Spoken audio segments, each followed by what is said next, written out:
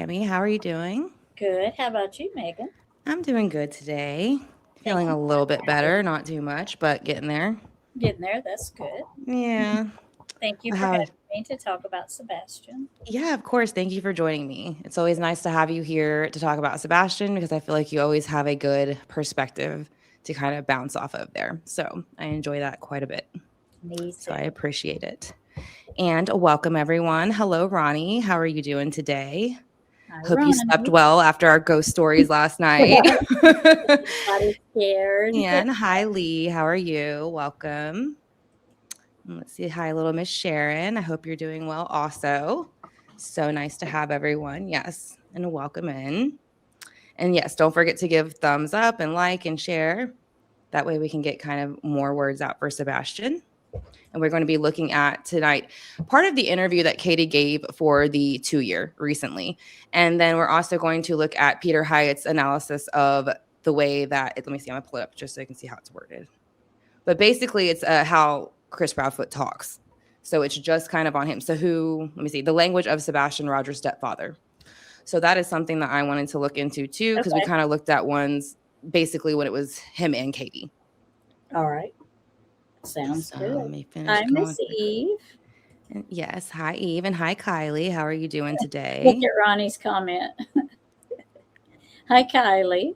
And Running Gray Wolf, my sister. Yes, hi Running Gray Wolf. How are you? I'm going down the comments. I might slow them down a little bit just because I'm a little Yeah. slower now as I go through Yeah. these things. So Yeah. it We takes me a are. while to catch up. Yeah. And my internet's not the best, as y'all know. So 100%. let Me me too. see. Takes a little catch I'm up. gonna go ahead and I'm gonna pull this up in the Michelle. back Hi. screen. Hi, Michelle. If you missed our haunted live last night, you will have to go back and watch. Yeah, it's our We haunted had, edition. we had a good time. We did. Was it Black Eyed Children? Black Eyed Children. Yep. That was an interesting one. I had not seen anything about them. That was the first Yeah. time I had watched anything about them at all. So it Yeah. was pretty interesting, the stories. Yep. Like you said, how they were all pretty similar. Yep. We're gonna. I think we're looking at Wednesday night. Hopefully that works out. We're gonna do haunted hospitals Yes, I think that will be really fun. Was there anyone that particular that you wanted to look at that you were saying, like for sure that night? for the haunted hospitals. Yeah. I've seen a few. I haven't found one in particular I liked. But if there is one that somebody in particular wants us to go look at, all they have hmm to just let us know. Or if there's Yeah. one you specifically want to, yeah, Yeah. just let us know and we'll do it. Yeah, I think Waverly just sounds fun. I don't know if it's it so much that I does. love the name, but I think it sounds fun. So I thought that would be a good one to look at. Yeah, Yes, that it would is a be. huge loss that Peter Hyatt is gone. Uh, He's been great with all of his analyses on everybody that I've watched. And so, but particularly Sebastian Rogers, because I feel like he was very invested in that one. And I mhm. think that he really, when he was still alive, would have liked to see, some type of arrest on that, because I think he also held his own opinions, which I think most of the people in the room kind of feel the same way. I would think in Yeah. this case, if you're here by now, you probably do. So, because I Mhm. think most people know how I feel about it. Yeah. So, and welcome, Chief. Thank you for being here. Thank you all the mods too, being here and helping mod. So Oh, yes, there's he Miss is back. Aussie. Welcome, Miss Aussie. Are you Hello. awake in the land of down under? Yeah. And that's where Kylie is too, I believe. So, but yes, I'm doing good, and I hope everyone is too as y'all come in. And don't forget to give it a thumbs up and a like. And then also in the corner, while I'm looking at it and thinking about it, is a Yes. change.org QR code. So when you scan that, it will take you to the petition that I created for Sebastian Wayne Drake Rogers. It is to bring in new investigators on his case. So we are at 654 signatures on that petition right now. So if you haven't signed it, if you can, click on that, please, sign it and share with other people who you think also might sign it. I would greatly appreciate it. So that way we can go ahead and send it that way and hopefully get some movement for him and his father, Seth. Little Miss So Sharon, are you in Australia too? yeah, I think they both are. Well, it's 11:10 a.m. Tuesday. Hello, Oh, in the Michelle. morning. Okay.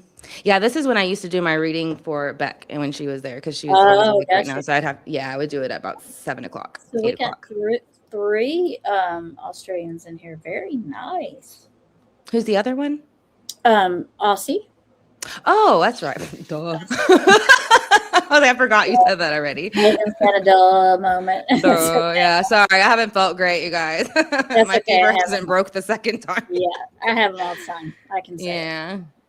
Yeah, the flu virus is going around here really badly Hi, right Scout. now. Welcome back. Did you sleep good last night? Yeah, I'm gonna slow the chat down because it's going a little fast for me right now. Ronnie said her granddaughter wanted to wear a hoodie to school this morning. You told her no, absolutely. Those aren't allowed here anymore. You can't have a dark hoodie on. Forget it. Yeah, absolutely not. All right, so I'm gonna bring this up in a second, y'all. I'm just gonna slow my chat down real quick, so that way I can catch up with y'all. Community moderation. Yes, Tara. How was jury duty? Are you sitting on the? She got sent home. She can't. Oh, wow. It would have been a good one too. I love jury duty, man. I know that's what she was saying. Yeah, heck yeah.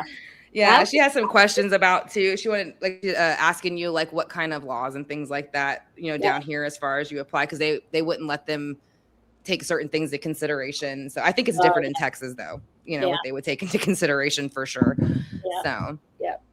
All right, let me scroll down a little bit as everybody's talking to everybody. Tara, would you tell them nope? I would be partial to somebody. Hey, Aussie. That's a good way to get out of it. Yeah, that's what she said. I was like, I'd probably just been like, okay, like whatever you say I'm supposed to do, I'd probably still be there. I'd be their worst nightmare though, because it'd be like what they don't want. You know, they'd be like, oh, we didn't want that. Yeah. Usually when lawyers ask me questions and I give them the answer, they look at me like, she's definitely a look at again. And I'm like, yeah, that's what I thought, because I'm not going to give you a dumbass answer. I'm just not going to. Yeah. I'm not going to do that to not be on jury duty. So. What does it say? Oh, wow. Let me guess. Okay. I don't know where we're at in the conversation. So this is a good time to break off. So as everyone comes in and says hi. So again, we are going to be looking at let me pull it up over here because I can't see exactly what it was from that screen. Yeah. So this is also from Smiley's World. So make sure you go subscribe to her channel.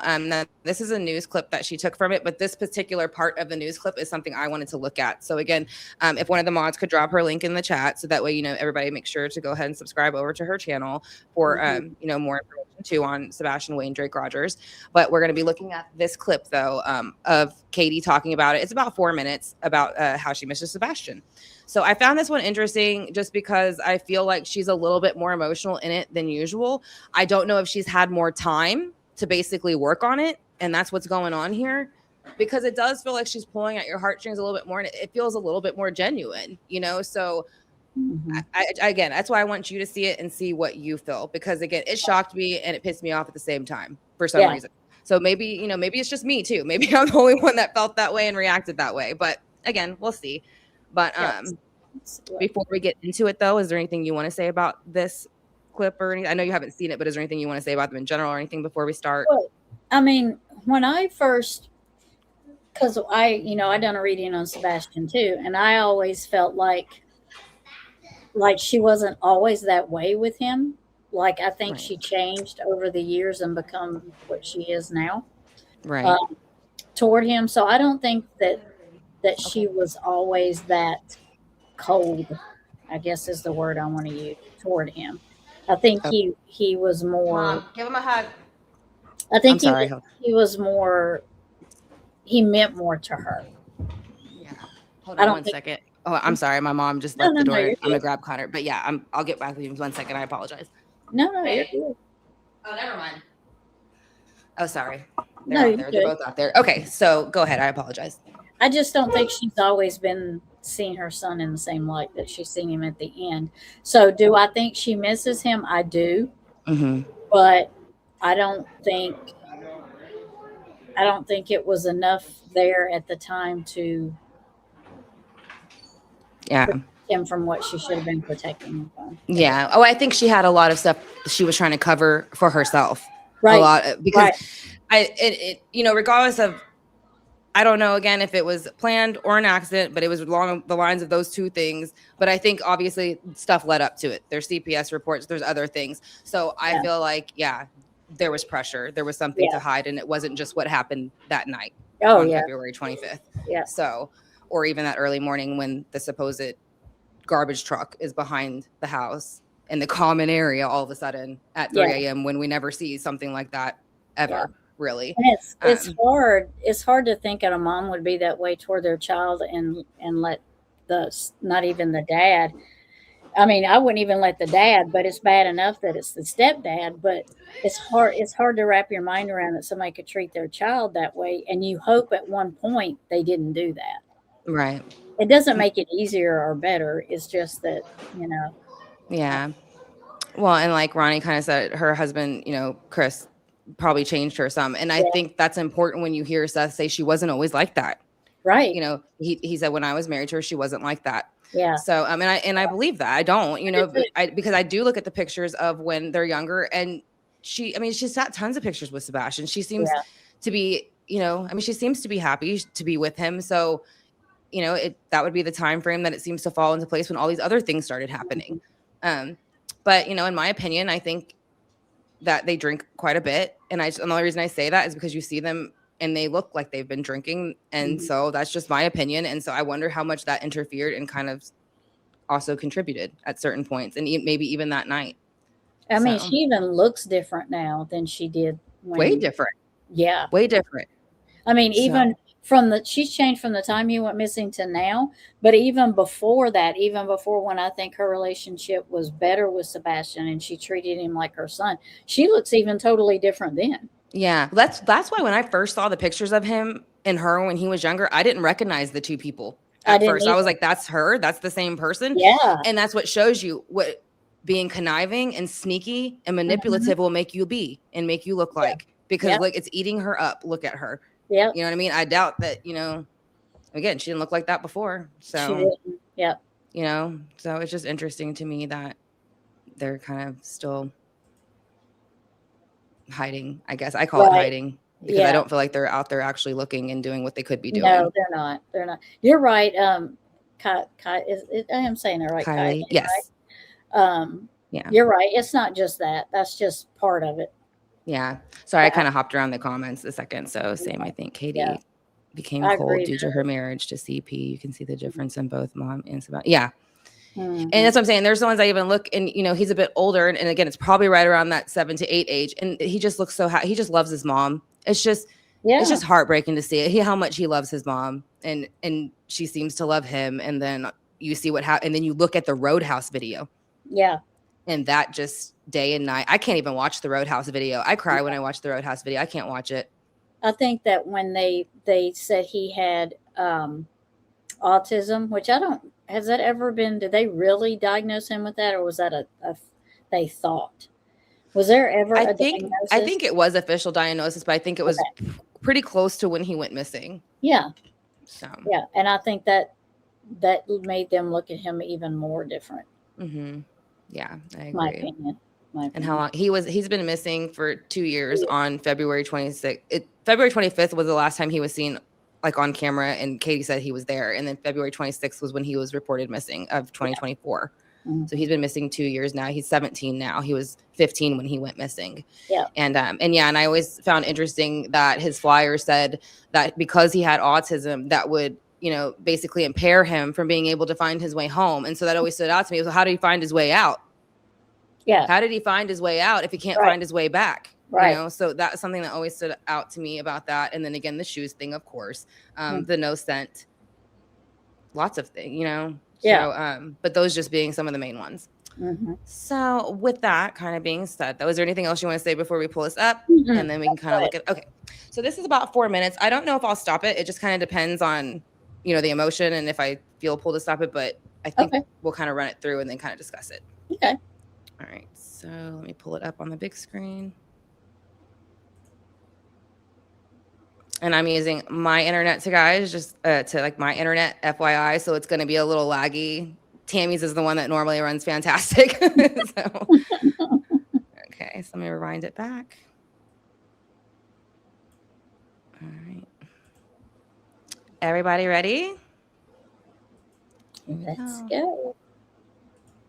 Truthfully, every day hurts the same.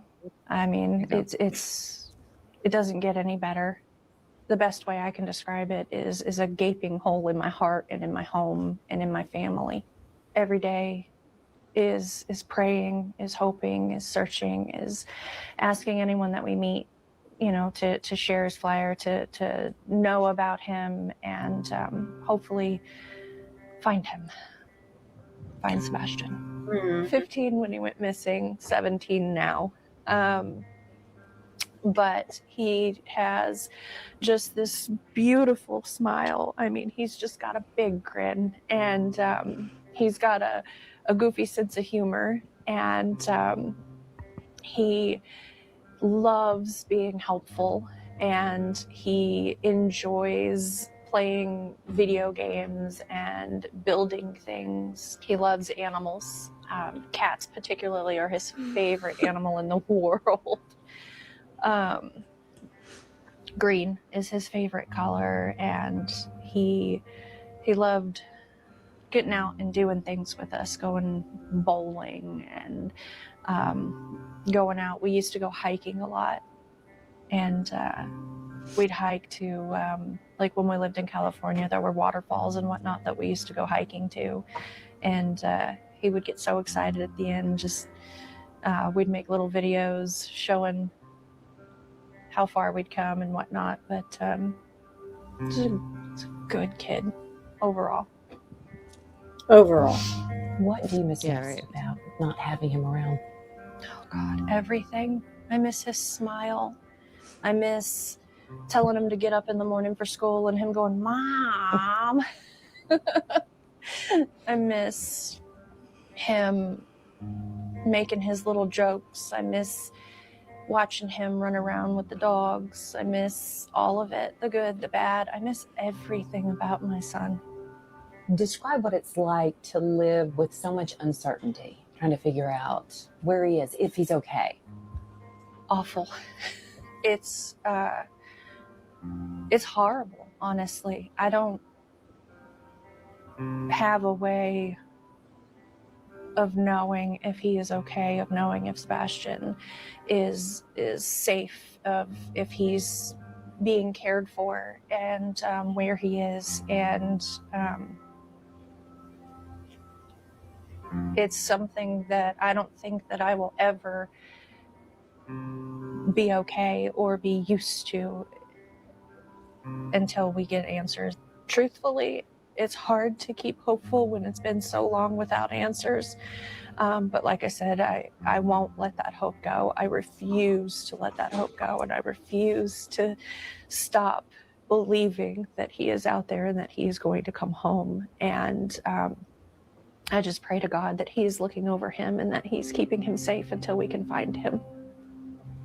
I know that there are many people out there that are still helping to share his flyer and whatnot. We continue to ask people to do that. We continue to ask people to just stay aware, keep aware of your surroundings, that type of thing. But as far as different, it's the same. It's the same pain. It's the same absence.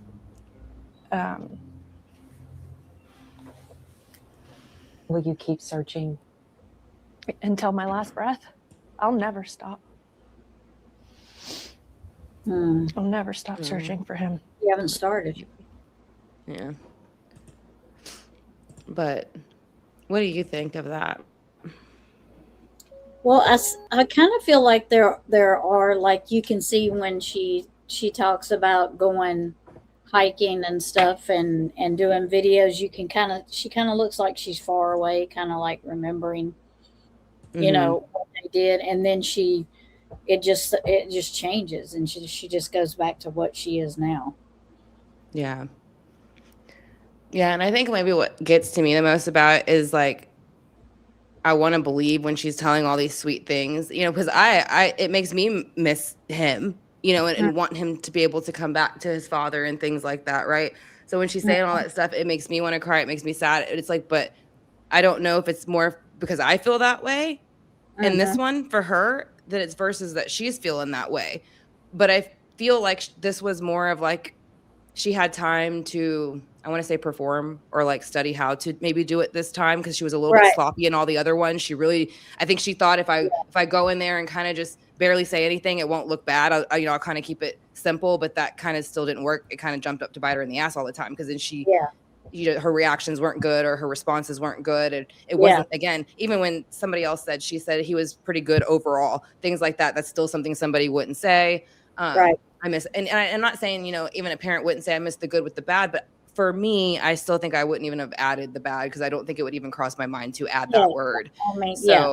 But I think what it is in the beginning is just, I don't know, maybe what gets me the most is it just, my heart breaks for Sebastian, that this is his situation and this is what he gets. This is what he gets from his mother, which to me is absolutely nothing. But I don't know. I think maybe it's too, just all this time has gone by and it just breaks my heart over, like, still for Sebastian. She's like, all this time and no answers, but, and I'm like, how did you just go from,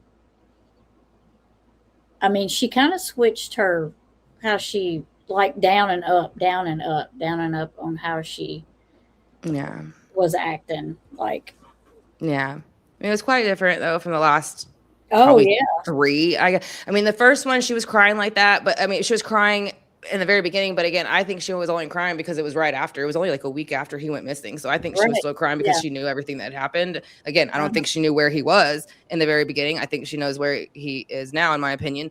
But I think that's what the crying was about in the beginning. And then as time went on, it's like she would say stuff that was just kind of like when she made the comment about the chocolate milk on his face, which somebody else had came along later and said it looked more like a bruise. The more I look at it, agree, it does look more like a bruise than it looks like a chocolate milk stain. So that's a very odd thing, again, to bring up and kind of throw in there when you really start looking at it. No, it doesn't look like that at all. Right. Yeah. So, but let me go ahead and pull this one up in the background real quick. Okay, here it is. No, one of the interviews, they were talking about how he's really smart and he can beat most adults at chess. And I'm like, chess is hard. I mean, chess is hard. And so that's not a child that has the brain of a 5-year-old. No, or a 5-year-old. That is not. I mean, he was a smart kid. Yeah.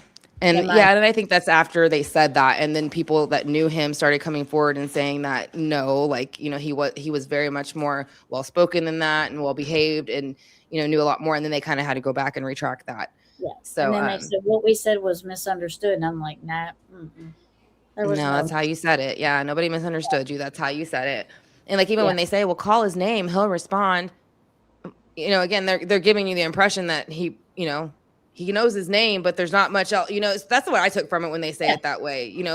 There's not much else you could really get out of him, but he knows his name. So that's just how I took it when they said it that way. Because again, my son being autistic, that's what I would think when they said it that way. Yeah. So chess is extremely complex. Yeah, it is. Yeah. So what we're going to pull up here, I'm going to go ahead and pull up the second screen again. So it's going to be this is Peter Hyatt talking about his stepfather's language, which would be Chris Proudfoot's language, and kind of just what he thinks of it. And I thought it would be really great to kind of get it. And so this is a live, when he did his videos, it's usually live streaming. So he'll be kind of talking to people as he goes through it. Okay. So let me go ahead and restart it and then pull it up, because I got to take off some of the chats.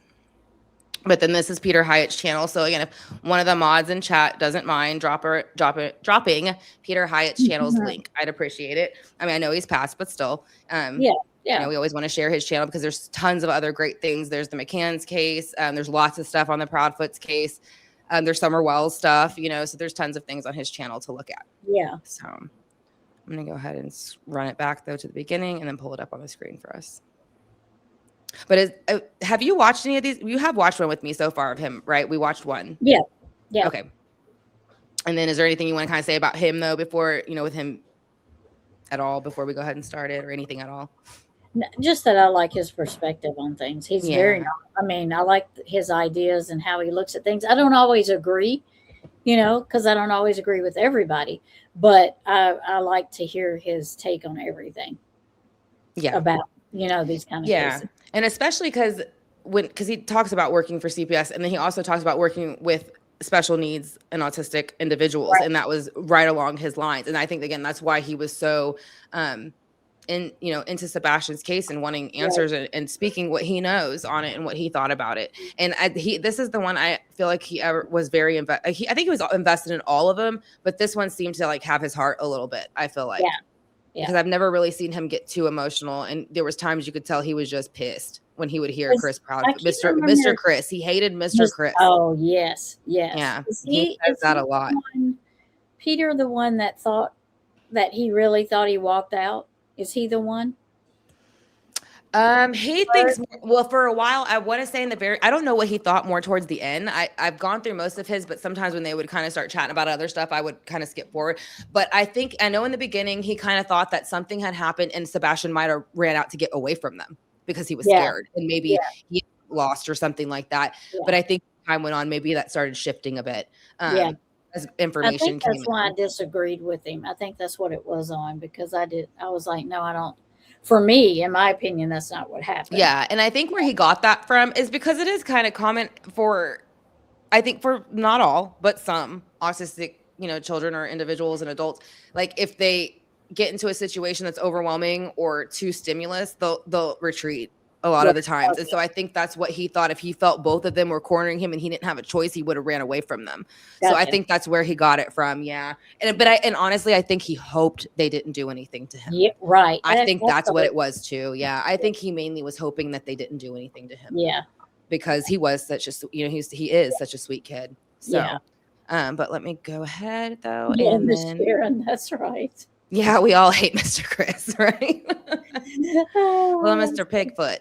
So, all right. Well, here we go. So this is going to be the language of Sebastian Rogers' stepfather, and this is Peter Hyatt giving the analysis on it. So here we go, Chat and Tammie. All right. Welcome to this broadcast. Please let me know if you can hear me and see the screen, because I'm going to put a statement up in a moment. Just anyone let me know that. His internet is as bad as mine. I'm talking about the case of missing 15-year-old Sebastian Rogers, who went missing nearly a month ago. And I'd like to capture a few points for you and just comment on some of the language. How is my audio? Anybody?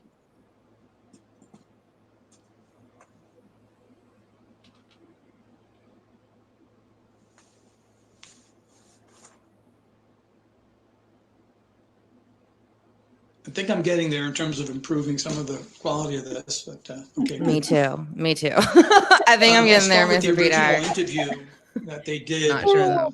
Actually, some of the behavioral analysis and then some thoughts on the interview itself. So behavioral analysis, the first thing we look for when a child goes missing is for the parents to cry out for the child.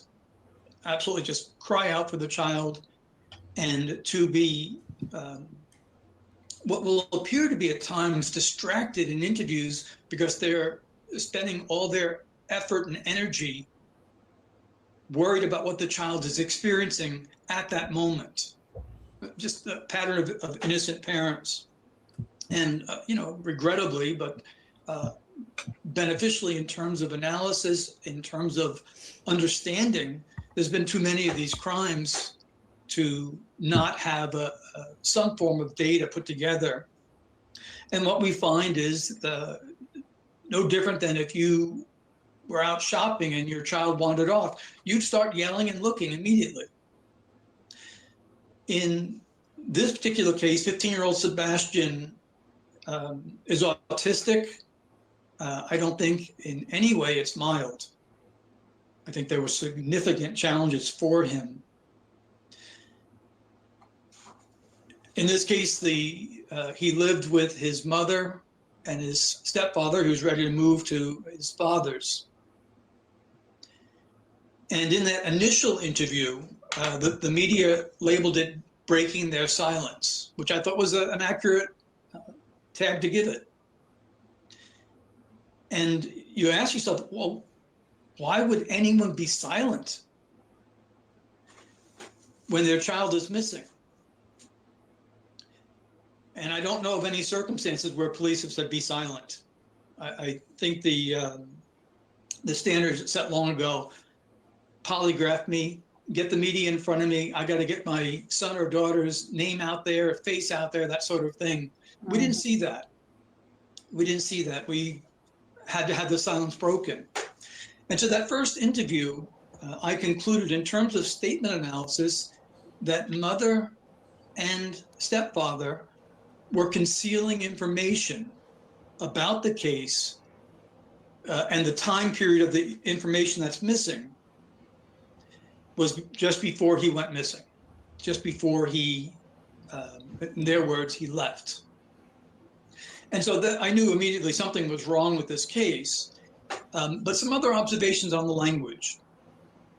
Mother and stepfather did not give an indication that they knew he was dead, at least in the language. With respect to others' opinions on that, I could be wrong on it, but I'll explain why a little bit, why that is. So there was nothing for about a week, no calling out, nothing. And then we saw this video where, to me, I'm not a body language expert, but it looked like a hostage video to me. Yeah. Blink twice to tell me you're okay or you need rescue, where he dominated and he was in control of the information. After that, it is as if they have gone on a tour. And what it really is an apologetic tour, apology meaning defense of the stepfather. Now, I'm going to comment on some of the interviews. I can't separate which one is which. There's been too many. So they got the memo. People were upset they weren't speaking out. Now they're speaking out all the time. And the content is so important. The content is this: Chris is a great guy. And people should mind their own business. And a common theme for him is, you better respect me. Yeah. In all that I've heard, other than at times an interviewer directly asking, I've not heard Chris speak of what his stepson is going through while missing. Chris perceives himself as a victim. And he's ready to fight. I know that some of the interviews are very difficult to watch or listen to because I want to stop it there because how he says he has something to say is basically he wants to fight. That's kind of what you're getting from it. Yeah. So, what do you think kind of about everything he's just kind of said so far? It's true that it is. Chris is very defensive like that. Mm-hmm. And how he's kind of making a point when you pay attention to how they came out to address for the first time, and even the following interviews about Sebastian missing, it was never about that. It was never about how is Sebastian? Is he scared? No. Is he whatever? No. It's always like, don't look at Chris. He wasn't here. That wasn't, my phone that was connected to the Wi-Fi that early. Mind your business kind of thing. That wasn't lights in the back of our house. Mind your business. Yeah. So, I mean, you get a lot of that, but again, you don't get where's Sebastian. Has anybody seen or my son or my wife's son, my stepson, anybody? Has anybody seen our children? Help me find our child, something like that. So you don't see any of that. So no, they wanted to come out there and just say what they wanted to say, and you not question them. Mm-hmm. You just take what they said and just let it be that. That's what he wanted. Yeah. But I think with this too, leading up to it, I feel like in this one, you can tell you can kind of sense his frustration with the things that Chris has been saying, and kind of the defensive-ness that he has, and not really trying to help find Sebastian, just making it more about him and how he feels and how it's making him look.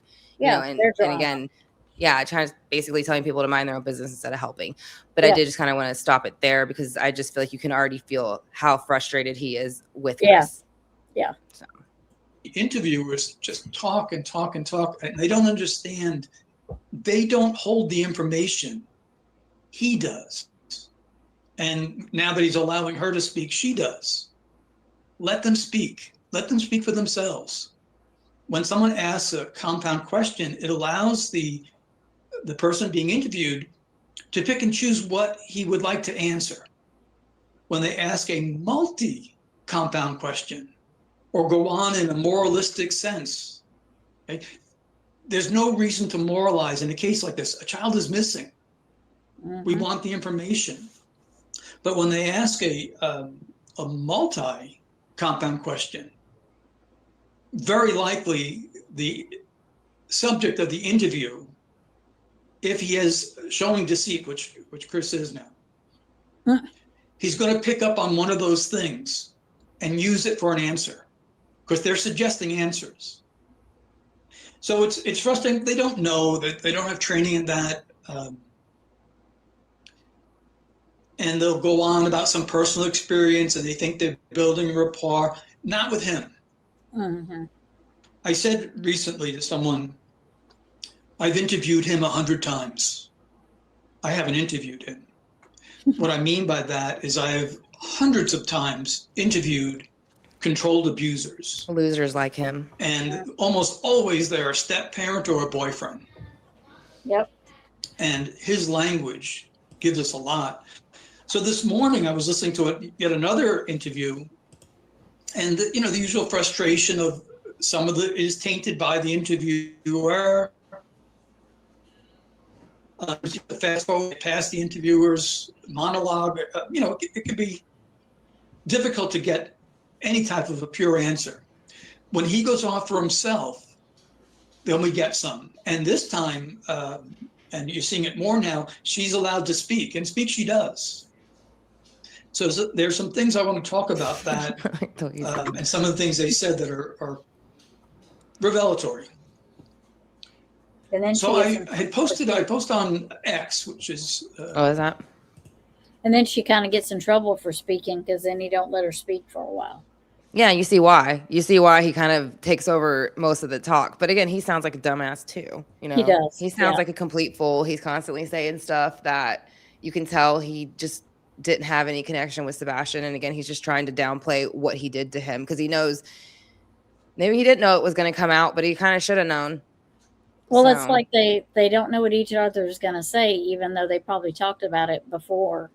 And they still don't know what's going to come out of each other's mouth, and they don't trust each other. So there's that, I think. Yeah. They don't trust and each yeah, other. and I still think that they kind of thought people were going to go, oh, it's just, another autistic child who wandered off, and they weren't going to look any further into it. But because their story's so sketchy, their behavior's been so sketchy. And now, just even with time gone on, they still haven't kind of reached out for people and help and things like that. So, and then you hear, they come out and say they do, but then you hear what's going around Sumner County. It doesn't sound like that at all. Since some of, with the 2 year that they were saying that some people were saying Sebastian was found in Sumner County, which was surprising that was a rumor that was even started. And then that's very easy to prove and debunk. Oh yeah, very easy. And then they were going on those other channels, like being really bad. I mean, the mouth was bad. Their mouth was so bad that it was like his mouth was bad. And I didn't watch any of them because I would just hear, little clips and stuff that was enough that I did not want to hear him talking for 2 hours and the mouth he had on him. I don't know how people sat and listened to him. Yeah. Yeah. And then the stuff he'd say about Sebastian again was just vile. And the fact that Katie, again, I guess she's probably say the same thing if you let her talk more. I guess I always want to say I'm surprised she didn't ever tell him to shut up and stop it. But again, that's probably why she wasn't allowed to talk, because she would be just as trashy and raunchy. I'd imagine. Yeah. So yeah. But okay, so let's go ahead and start playing this again. Hello, Cher. Twitter. Short commentary, a little bit of analysis, that sort of thing about my views of the case. In their initial interview, they were not just repetitive, which is sensitive, but they spoke reliably that he walked out the door. And of course, some with training will question about why a door, and the door is very sensitive.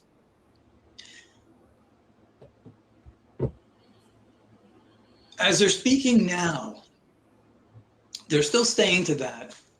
And consider they may be telling the truth. And what they're maybe concealing, what I believe they're concealing, is an altercation of some form and an escalation that was more than just that Sunday. That goes back and part of their history. Or at least, I think, at least 2 years. And I'll get to some of that questions. So one of the things I posted on X was that Child Protective Services should be fully engaged here in a full investigation, and they should interview everyone, including the paternal grandmother, incest mother. She has said she has information. She needs to be interviewed.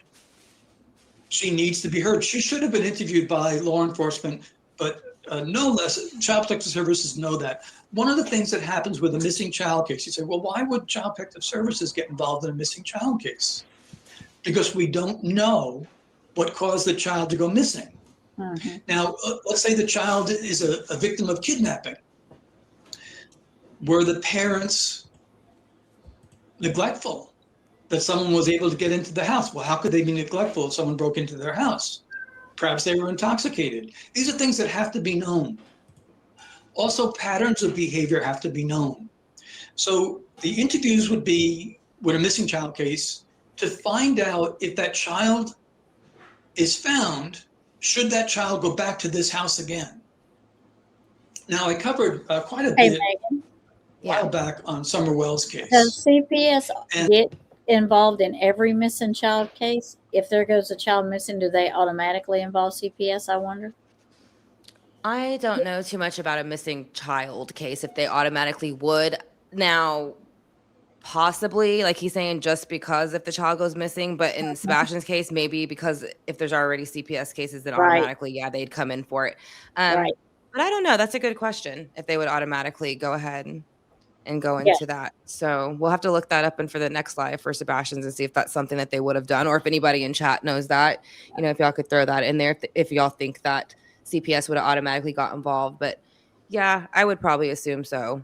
With Sebastian, most definitely, because there was 5 reports already. So you would definitely think CPS. But then again, that CPS was kind of shady, and they ended up, you know, that lady ended up losing her job after Sebastian went missing. So, you know, would they bring that same group of CPS people in to well, they'd have to go by county. So yeah, I mean, obviously she's fired, so it wouldn't be her. Even if she wouldn't have got fired, it wouldn't be her. But I would imagine, I don't know, they might be able to hop to a different county. That's also a good question. Yeah.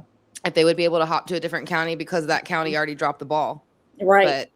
But that'd be something else we can look up for the next one. Yeah. And hi, Tom, welcome. Thank you for being here. And thank you everyone as y'all come in. Let's see, Kylie, I would think so. Yeah, I would think so. That makes the most sense to me that they would get involved. Yeah. But you never know. I guess it would depend too, you know. So let's see. The drug involvement alone would invite all sorts of trouble onto that property. And then there was the language from the father that indicates sexual abuse. And it was a really bad case. And she's still technically missing. So we want to know, is the child in jeopardy if the child returns to this home? So we need to know what the home was like. We need to know the quality of the relationship between mother and child. We need to learn the history.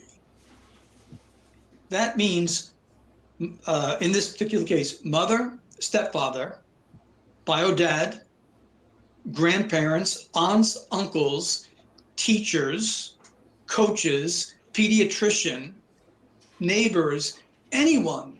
And one of the questions asked, do you have concerns? And what you may learn is, yeah, we've had concerns. Or no, I don't let my own son go over there, and hear the reasons why. And so it's not accusatory towards anyone. It's the gathering of information. We need to know. And so in interviewing a pediatrician, for instance, have you had concerns? He opens the chart and maybe there's red marks there, or I've addressed them. And my follow-up question to the pediatrician would be, have you met the stepfather? What was your impression? Because he leaves quite an impression. So the Child Protective Services, Department of Children and Family, whatever it's called in different states, should have been involved immediately, and Seth's mother should have been interviewed right from the start, both law enforcement and in Child Protective Services. Most of my viewers know that I'm very slow to criticize law enforcement. Oftentimes there's things behind the scenes that we don't know of, and that sort of thing. This should have been done. This should have been done. The history is so important. I had said recently, there's no way this guy doesn't have Child Protective Services history. No way. And then I learned this morning from listening to that interview that apparently he set up, or he insisted upon, he does have CPS history. And what he said was, in 2 states, almost as if he's bragging about it, what he's doing is he's getting out in front of it. He'll answer the accusation before it hits him. And as people who are experienced with being investigated for child abuse understand, the Child Protective Services can't speak publicly about it. So the parent or step-parent investigated can say anything they want, and they do. And the caseworker, the department that handles this, they can't speak to it anyway. So there's nothing they can say. It's all one-sided. They can give information with police, though, and should.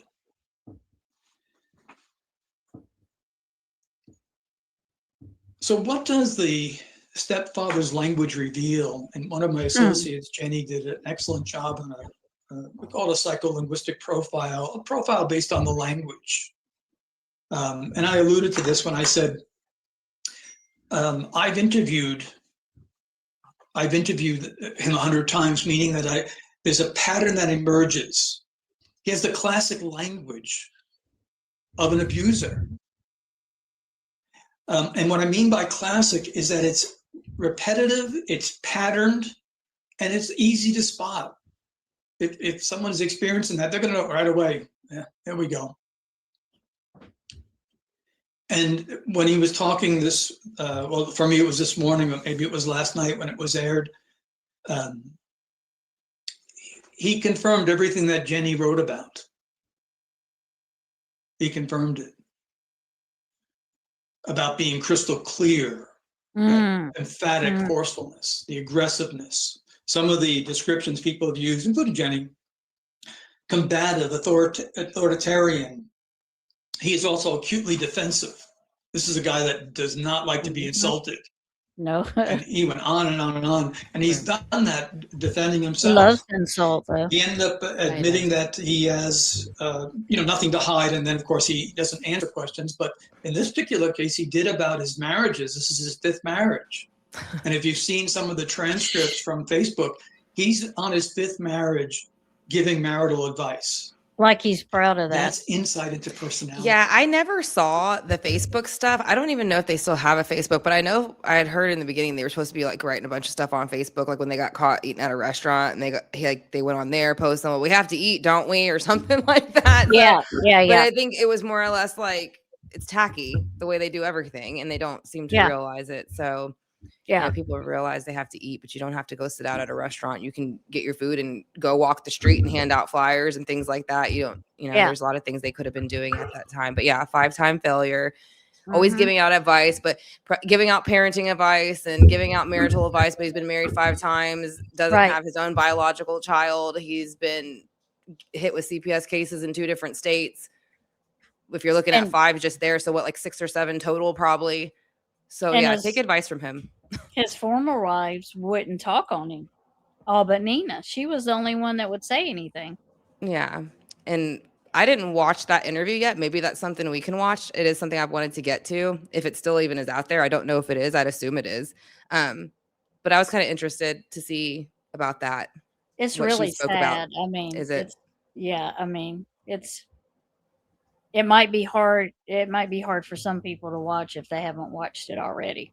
So do they just talk about their relationship, or do they talk about Sebastian in that interview with Nina? Well, she talks about her relationship with him and what he did to her. And she does talk about how Faith did talk to Sebastian on the phone. They have talked together on the phone, because I think, and I can't remember if they made it seem like he never spent time with Faith. Mm-hmm. But Nina said that she loved Sebastian. Faith loves Sebastian. So And her I brother. I think that it was, she tells a lot about how he treated her and the things he did to her, and when they took Faith that time and stuff. So it's really sad. Yeah. It's really sad. Yeah. Yeah, we'll maybe have to pull it up and look at it, because again, I haven't seen it yet. Mhm. I've gone very cautiously into anything with him, Yeah. just because Yep. it is so hard to listen to, because it's very, anything that you hear about Chris Proudfoot, it's very aggressive, Mhm. all that stuff. So Mhm. Mhm. okay, so here we go. I don't care how many times he's been married. I care about this poor kid. But what matters is what he's revealing. He's had two that he admits up to now, at least two CPS investigation, or at least in two states. I think there might be more. At one point, he was asked about Sebastian coming between them in a sense to protect his mom. And he gave a very strong laugh. A very strong laugh. Let's see if I can get that. Mhm.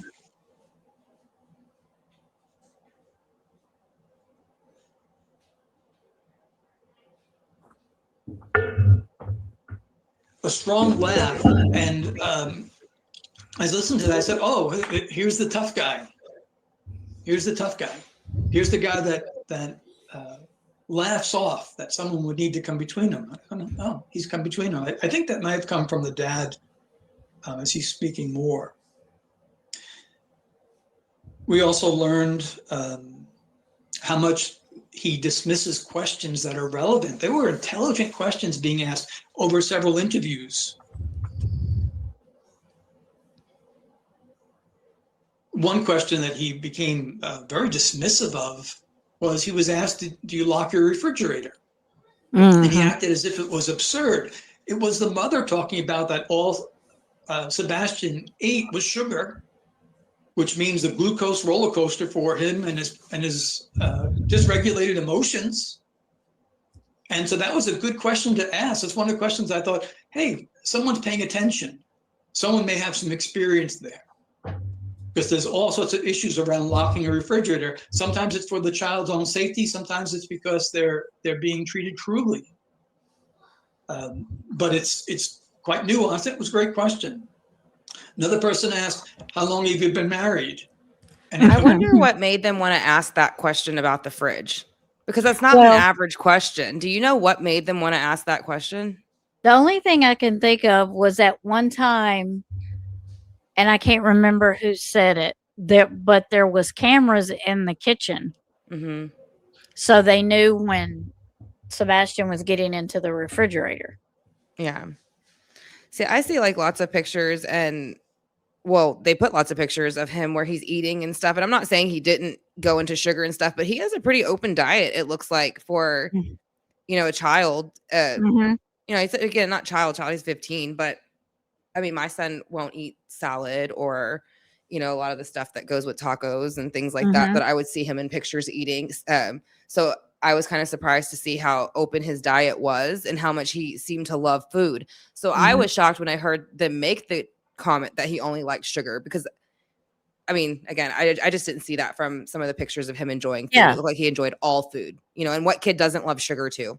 Yeah. So. But the thing was, she could have regulated that. She could have had things in the house that didn't have sugar in them.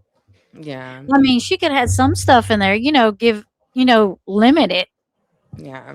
His sugar. And you know what I'm saying? I'm not saying it to be mean or anything but if you regulate it, then they won't be getting too much sugar. Yeah. Yeah, I guess that's probably their idea with the fridge, but if that Yeah. was, but I don't know. Yeah, I guess mean, it's just an odd question to me to for a it reporter is or an odd somebody to question. ask when a child goes missing. It's not something I would think of to ask. So I didn't know if besides them saying about cameras being in the kitchen or on the fridge or, you know, with locks and stuff, I didn't know if somebody else had seen it or there was something that made somebody think that other than. And I think because they've made the comments that he would go in there at night after they went to bed and sneak food out of the kitchen. And so I think that maybe that was where it came from too. Yeah. And which part of it, Claudia, are you talking about that he just said about the disability? He said there was something that he said about it and she was wondering if anybody caught it. So just curious what part. Yeah. Because I like to go back on the video here and rewind it, but my internet sucks, so I'm not able to do it as much. I can't just see it back. So, but yeah, if you want to drop it in the comment, and then maybe we can kind of see what it was that he said and we can kind of address that. But okay. What he says is that has nothing to do with the investigation. It has everything to do with the investigation. Your demeanor, your relationship, what the household is like. If you're saying that he walked out the house, and I think you're telling the truth there, if you're saying he walked out, we want to know why. And all these things can point to the reason why. The language where he keeps talking about how brash he is, he's brash while his stepson is missing. Yeah, right. Yeah. And when someone says that, vulnerable. You probably heard this in different phrases. Hey, I really tell it like it is. Okay, so you are someone who irritates others and brags about it. You're giving yourself a license. Yeah. To be that way, to be angry. No, this guy's got some real serious anger issues. I agree. He's controlling. He's aggressive. The mockery of Sebastian was rough, I think, to hear. Everything he wants to challenge and say, let's see the evidence. Let's prove it. Let's prove it. Yeah. I've heard him speak a lot now for concern for himself. I haven't heard anything about concern for Sebastian. Because he knows. He speaks a lot about evidence because that's what he's concerned about. Yeah. Evidence is the only thing he's concerned about. That's why that's what he talks about. And him he just vanished, you know, and there's no evidence because that's what he's concerned about. You hear what he's concerned about. He's telling you. Yeah, he wants to know what people have. He wants to somebody jump up and say, well, they have this. Just like I don't know why he insisted on keep saying, well, the dogs hit here. No, they didn't. They even tell you to your face the dogs didn't hit there. And you keep saying the dogs hit there. No, they didn't. Yeah.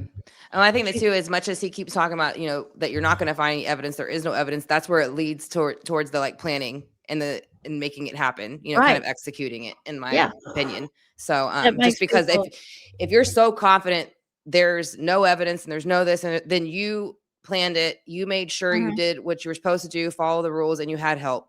So I just feel like by him even saying that, he's kind of telling the route they took and the plans they made. Yeah, being so stressing on the evidence, then there must be evidence if you keep stressing on the fact, where is it at?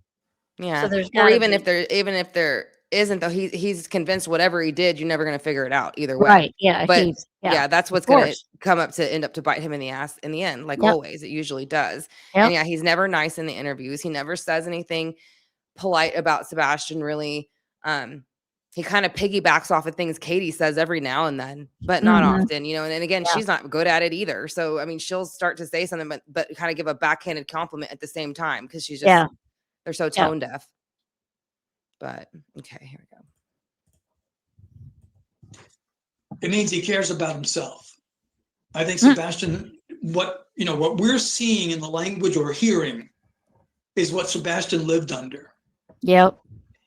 And I think Seth is telling the truth that Sebastian didn't wear a diaper at his house, but did at the mother's house. Yeah. That speaks to anxiety and could be worse. I don't want to get into that now, but in the least, it can speak to anxiety. Yeah. Of being a 15-year-old under this super insecure acutely defensive, controlling, narcissistic, aggressive, very little man, Very little man with the mind of a 10-year-old. which may indicate that Sebastian With no either left on his self-esteem. own or was put out Yeah. by the mom. I'm not beyond that one yet. Let me give you a reason. It's a hint. I don't know if it's true or not. It's a hint. Let's see if I can show it to you here. I mean, if you've been married 5 times, your self-esteem can't be too good. Yeah. Just a small thing that Why I've would heard it? her say audibly that I was concerned about. Yeah. He went outside to take out the garbage because it was his chore. And what those that are in training will recognize is that there's much sensitivity there. Because he added Okay, that. she explains why he went outside. Mhm. You didn't need to add And because you'll it was see a this. chore. Mm-hmm. This is the explanation of why he went outside. But then she doubles up on it.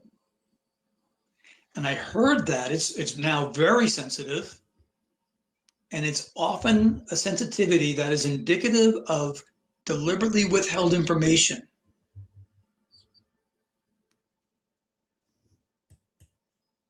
You didn't, I don't once believe you he told took the us trash out. why he went outside, we're done. Yeah, I don't You even. didn't have to double up on it.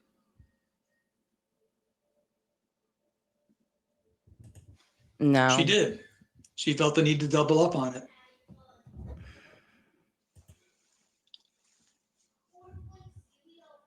Mm-hmm.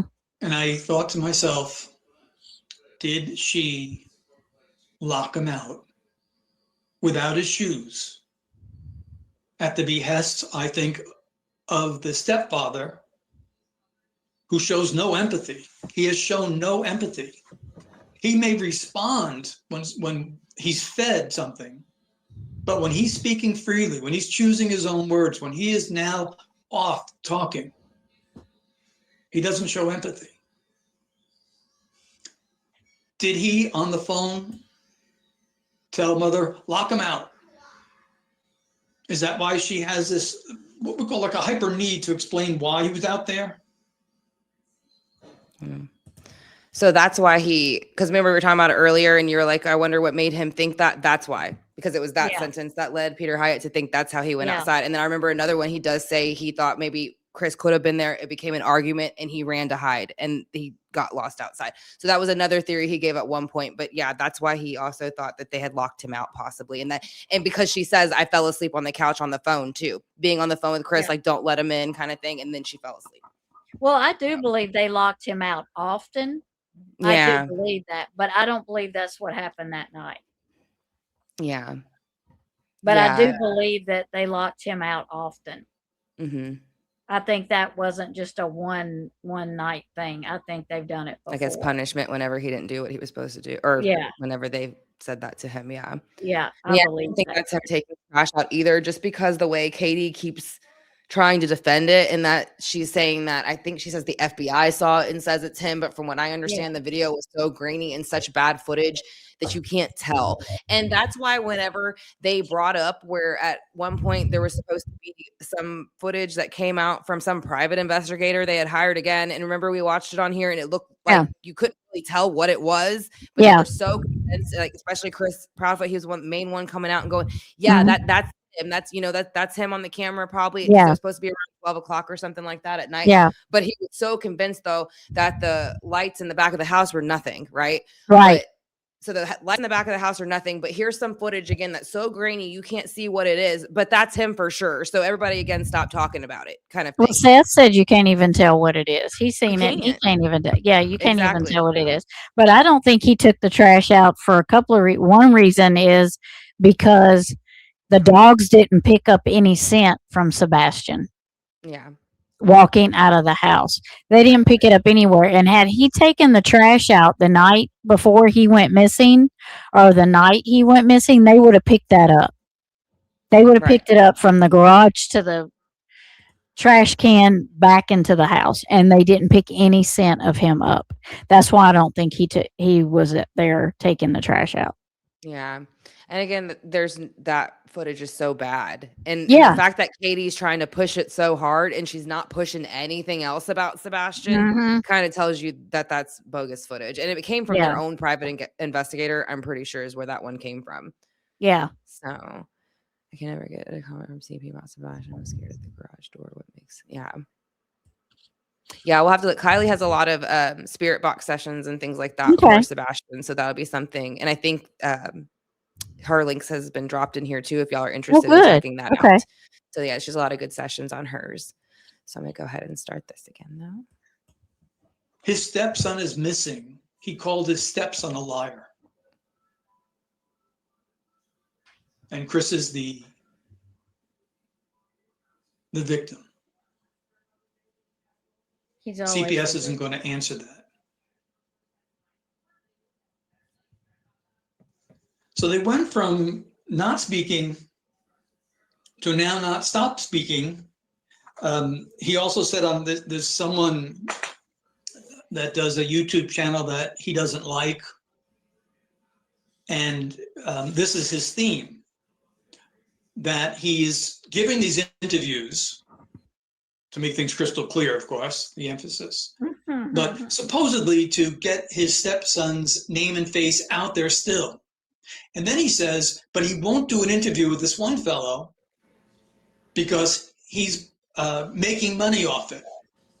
And you see in some of these interviews, thank you for your $10. And, you know, it seems like a televangelist type of deal. And it's distasteful. Would that stop you from getting your missing child's name and face out there? Would you really care? And then he demands respect. He demanded it from Sebastian, and he demands it from the audience. He demands it from He's Sebastian making even while he's demands of gone. people he has no Yeah. control over. Yeah. He's Because he knows trying he's to not gonna control get the it. narrative. He knows where he's So at. my opinion on My what opinion. happened Mm-hmm. is that he got locked out of the house, and both are responsible. And I think there's much more in terms of domestic violence and child protective services involvement than his minimizing statement about it. Much more. This is an angry man. He's not afraid to show his anger. He'll call himself brash over and over and over. The one thing I found that was quite scripted was the mother is really good at repeating. And he said, I love you, Mama. And I think some people don't understand why I flagged that, why it's so important. Yeah, I didn't like that either. It's generally a sign that someone has a need to persuade what a wonderful relationship we have. It's not that you or I say, I love you to your children, or your children say it to you. That's expected. It's the need to make that public and make it public repeatedly. And that night. So I can say, Yeah. I thought it was weird that she felt again. I wouldn't even think to say, well, you know, my kid said, I love you, Mom, and now he's missing. Like I would just, my kid's missing. Like I don't think I would relay that part of the conversation just because I know my son loves me and he knows I love him. And right now we're looking for him. That's, you know, so I mean, I don't know. I just don't think I would relate it that way. And that's just me, but it was odd. So I'm glad that he found that odd because I didn't notice the first time I watched this that he thought that was odd too. So I'm glad we're rewatching this because I didn't pick that up the first time. Yeah. So yeah, and they had a great relationship in the beginning. It wasn't until he started getting questioned about his relationship with Sebastian behind closed doors, CPs, until then it became an issue. He had an issue with Seth because he wanted to know how he was treating his son because CPS reports were coming out. Right. And then all of a sudden, Seth was the problem. Just like all of a sudden, Sebastian was the problem when he got reported for CA. Right. You know, against Sebastian. And now Seth has all the CPS reports. And that's why they don't want nothing to do with him anymore. That's why you see his room getting flooded with trolls because he knows the truth. Yep. He knows the real truth. They know he knows. In my opinion. In my opinion, he's read them reports. He knows what's really been going on there this whole time now. And that's why they are like relentless in trying to destroy him. Because if they think if they can destroy Seth's reputation and soul, that they can just win this whole thing and keep going with it, because that's what they already think that they're doing, getting away with it and being the winners out of this whole situation. They're not going to realize that, yeah, this is all going to be the downfall. It's going to Yeah. add to everything. Yep. So let's see. Yeah, to solidify the story. Mm-hmm. And he said, "I love you, Mama," and then totally forget about supposedly searching the house and getting in the car and driving around. Yeah. Because the priority is self-defense. I think they caused his disappearance because an abusive household that he was raised in. He's the language of a classic abuser. And the targets are generally women and children. So let me see if I have any questions and rebuttals, please. Because I don't know what happened and I don't know if he's alive. Like anyone else, you lose hope. About the stepfather's language, he doesn't offer any hope. He was fed that a couple times by a couple interviewers, but he doesn't offer any help. It's natural that after all this time that he would be the first to crack. Based on his language, he did not have a good relationship with Sebastian. Based on his language. So he'd be the first one of denial, whereas you'll hear the father, who will come probably second, and the mother is still speaking as if he's alive. And again, with respect to those who have the opinion that there was more direct involvement, but I think that he was put out. I think it was discipline at this point. And, if more information comes out, if they get some clean interviews, it may look differently. But if I am with Child Protective, if I am with the law enforcement, I'm looking at an abusive household that Sebastian wanted to get away from. The reason I don't your theories or questions. Let's see if I can take them here. What was that? The reason I don't think that it was a discipline thing is because Sebastian would be smart enough to go to a neighbor I don't know. I don't know with the way that Chris, I think, would intimidate him. I don't know.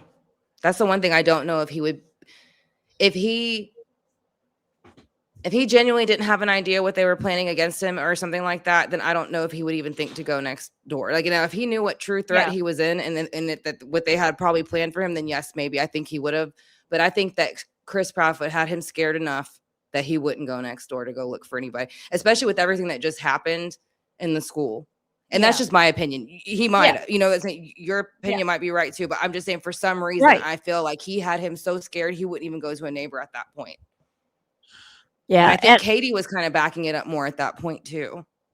I would have, like a year or so ago, I would have said that. I mean, if he was 14, I would have said that. But I think he was becoming, I think he had started looking up, things that were happening to him, and he started finding out ways to get help. Right. And I think he was working towards getting help. I think that's why the teachers knew what they knew. So I just feel like he would have went to somebody for help.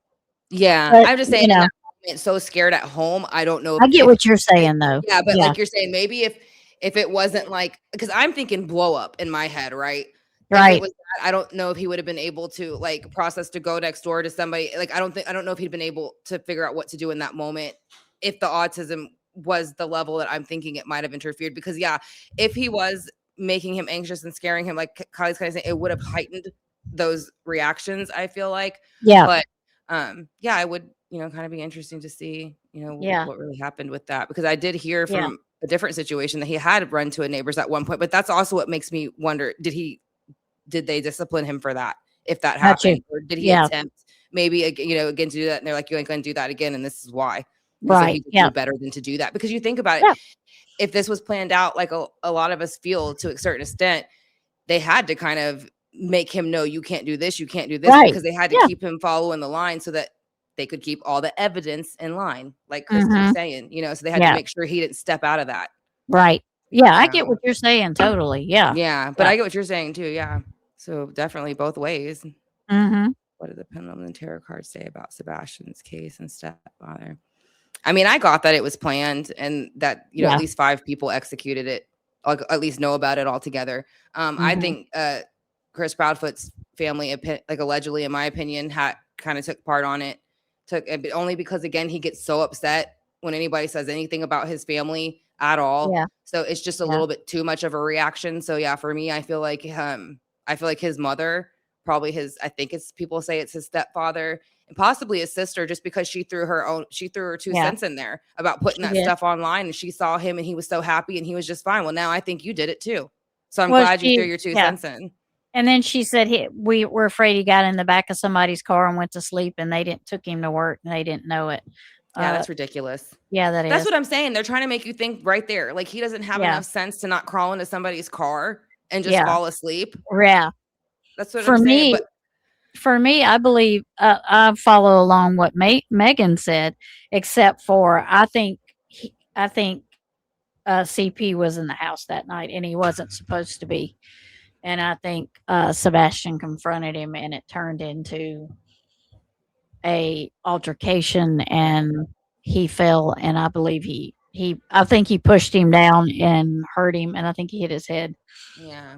That's Yeah, my and I lean opinion. a little bit more towards I kind of feel like they had somebody help get him out of there, like it was Oh, pre-planned, yeah. because she said the weeks before. When she said the weeks before, I said, okay, they planned that weeks before, so that couldn't have been an Yeah, I do accident. believe it was So planned. like, yeah, Yeah. I get but when you tell me your theory, I go with your theory. So that's what I'm saying. Tammie and I have completely different theories, really, on what Yeah. happened with Sebastian. I think Yeah. that they planned it and executed it with other people, had him come get him.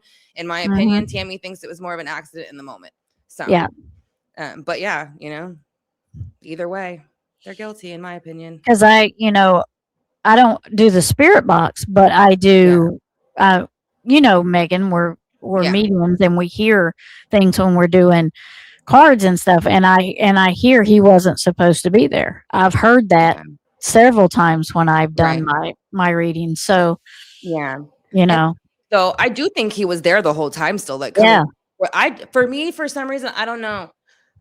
You think he was there because it was planned?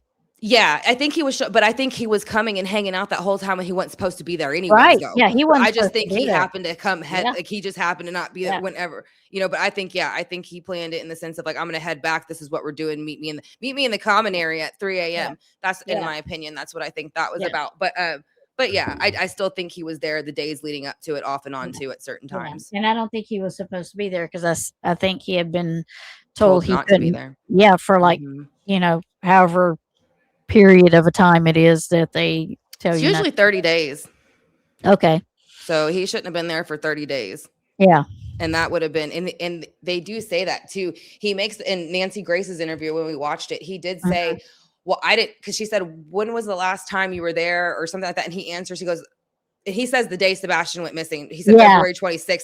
And that's not what she asked. She does correct him. She's like, that's not how I asked it, kind of. And then he rewords it again. But what she was asking, I was like, when were you there the last time? He wouldn't answer when was the last time he was there before the 26th, because he wasn't supposed to be there. Yeah, and he says, well, I can't tell you that because that's part of the investigation. Yeah, no, it's not. He wasn't supposed to be there. He wasn't supposed to be there, and he didn't want to have to go into it on Nancy Grace that he was basically kicked out of that house for 30 days, so they investigated him. Yeah. And I think the reason that they didn't pick his scent up is because he was carried out of there. Mm-hmm. Yeah. In my I opinion. believe Michelle and Kylie had the picture, or Michelle had sent us pictures where it looks like it was kind of like, it was like a board with like wheels. I can't think of what's called off the top of my head, but like kind of like a little rolling board. Yeah, and that's what they were saying, that it could have been something that they used. It looked like something that could have been on the property at one point. So, and that would have been a way to get him from one side to the other without touching the ground. So. Yeah, Kylie, I can't see him leaving it either, but I think he was told to, and he didn't. I think because he's not going to let you tell him what to do, right? He's not going to have anybody tell him what to do, and I think I just keep hearing he wasn't supposed to be there. Yeah. Okay. I'm a little bit behind, I think, in there. Okay. No, that's okay. And so that's just my opinion on, and like Megan said, we both see it differently, but sometimes it's weird because me and Megan will do a reading and she gets parts of it and I get parts of it. Yeah. And then we go back and it ends up being her part and my part together. Yeah. it ends up being. Well, it's like how you interpret it too. You get like the Yeah. message, you interpret it the best you can. You know, Right. I mean, it just depends on Right. how you get it, and not every time you get it, it's the same. So Yeah. just And you depends. have a reading, so I don't know if anybody wants to find Megan's reading and drop it in the chat, and then I have reading on Sebastian. Y'all can find it and drop it in chat if y'all want to Yeah. go and look at them, Mhm. and see our views on them. But I think Yeah. Megan has more than one. Yeah, I have a whole playlist. It's Yeah. like set up too, so I can also Yeah. like put the whole playlist in there too if anybody, because it's a mixture of like the analysis that we've done, the birth charts, the Yeah. lives. It's pretty much Right. everything. Yeah, Yeah. so it's a Yeah. lot of stuff. I think there's probably like over 100 videos in it, so there's a lot Yeah. of stuff on Sebastian in the Yeah, playlist. and I just have the one as far as a reading. Yeah, I yeah. just have the one I done. Yeah. Yeah, but yeah, we'll drop that in there, and then let me make sure I didn't miss anybody. I feel like the chat's like stops, and then all of a sudden there's a bunch I didn't I see. know. Last night So- we couldn't keep up with chat, so we apologize if you were here last night and we could not keep up with chat. It was kind of moving pretty quick. Yeah, I should have went in there and slowed that one down too. I didn't even forgot to think of say it. anything. Yeah, I didn't think. That's what I said. I'm horrible about. That's what I'm saying. I'm trying to remember like the clip it stuff, so it'll probably clip this Mhm. since I just said it. Mhm. But Mhm. so let me see. No sons on the ground. Thank you for answering your question. Of course, Scout. I can't see leaving teenagers. Wow, that's Sebastian. Sorry. Oh no, Michelle, you're good. You're good.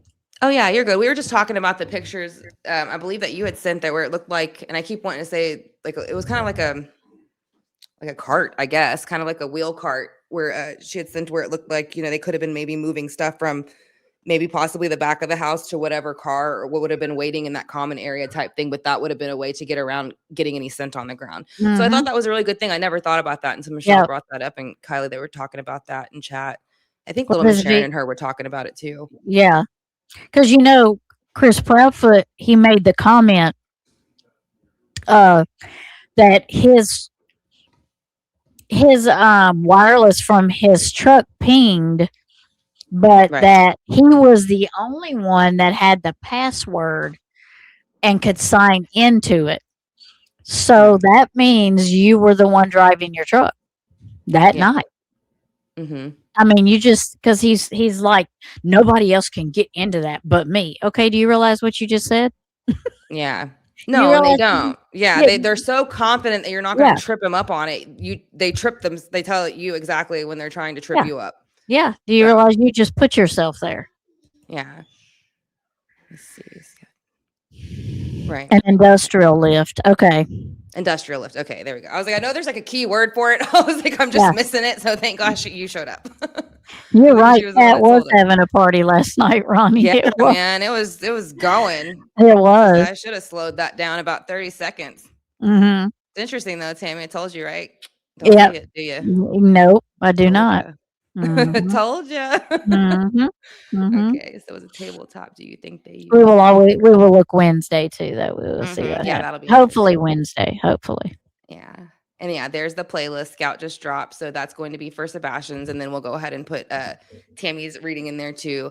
As we get through the live. And then we can also put it on the description. So you can kind of go check that out too if you're interested in watching hers on that. Yeah.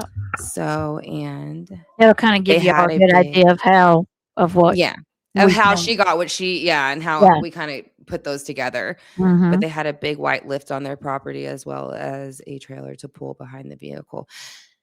Yeah, What I kind kinda- of lift? I mean, like a lift that lifts a person up, or kind of lift like you lift stuff up, like a forklift kind of like thing. Is that what you mean? something like that. Do you mind taking chat for 1 second? I'll be No, right back. Okay, I'll be Mm-mm. right back.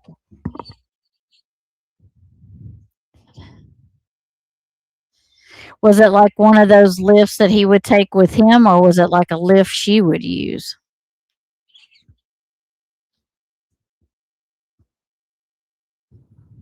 I know, yeah, and sometimes I'll say stuff in my reading, and when I go back, I'm like, I did say that because sometimes I hear stuff and I say what I hear, but I don't always remember it exactly because it's during a reading, so you don't always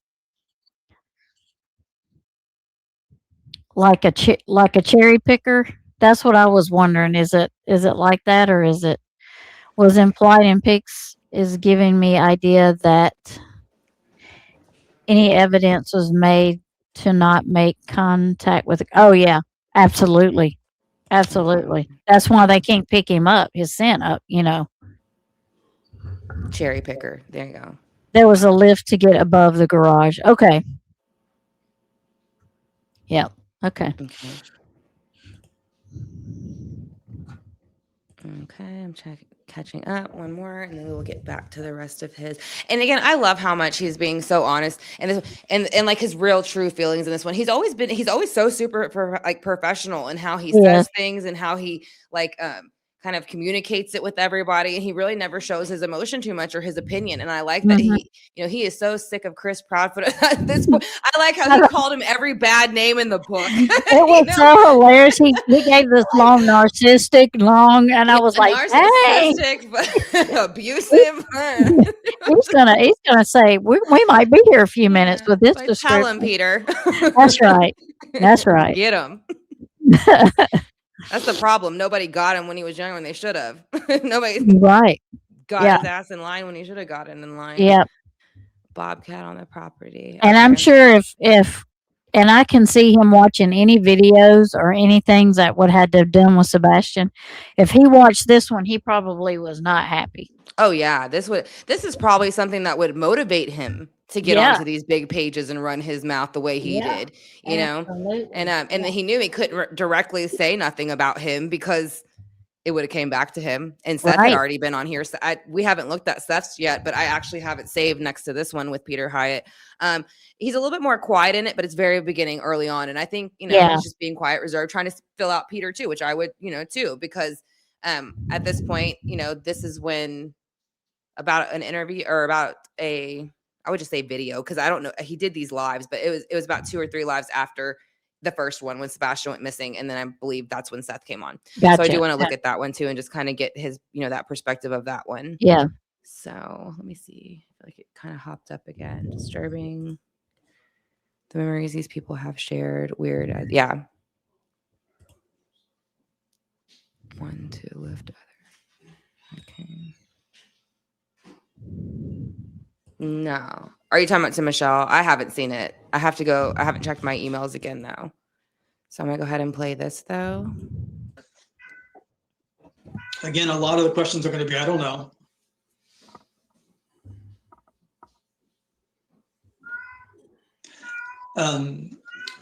Where did they take him to teach him a lesson? I don't know. I don't think they took him anywhere. I think that long phone call may have been, hey, he didn't come back. He didn't come back. Well, just wait. He's got to learn. He's got to learn. This guy thinks he's a tough guy, meaning the stepfather.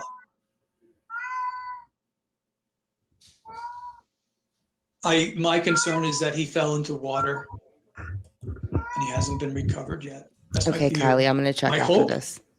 Is that he met off with someone to run away and they're hiding him. That becomes weaker and weaker because the person that did that is putting themselves in legal risk. They could have gone directly to police, directly to Child Protective Services, the authorities. Yeah, I want to believe that too. I don't think that's the case though. No. For Sebastian.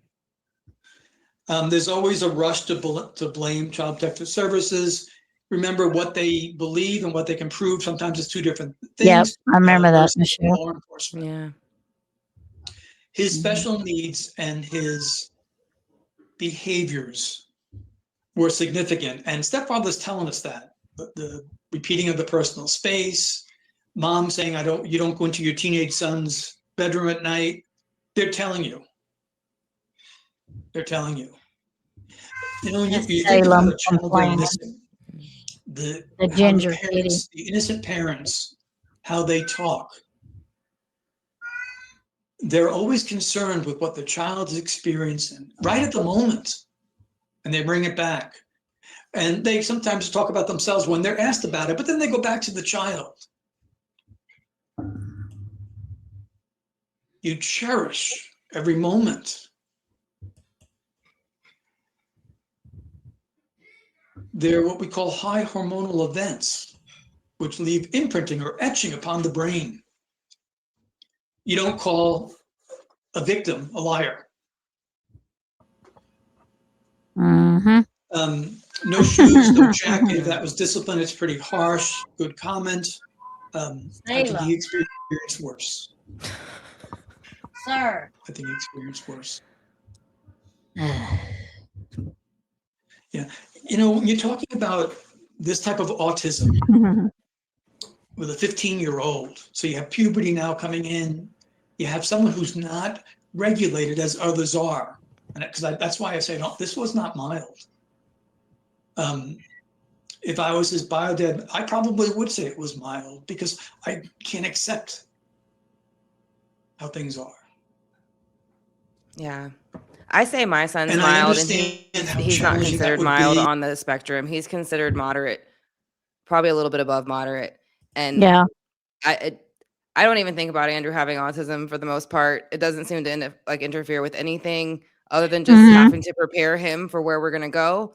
And again, if you want to talk to people, okay. If you don't want to, then you don't have to go too much out of your comfort zone. Depends on where we're going. If we're going to special Olympic events, then yeah, I'd like for him to engage with people a little bit.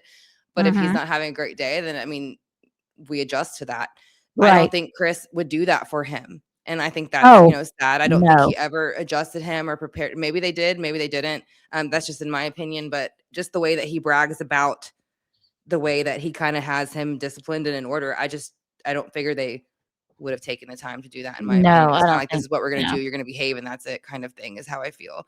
But I just the reason I stopped that is because I do agree with that. I do think that the parents probably, I don't want to say downplay, but look at it a little bit less, like a little bit milder than what I think most people do, because I think it's just your kid and it's easier for you.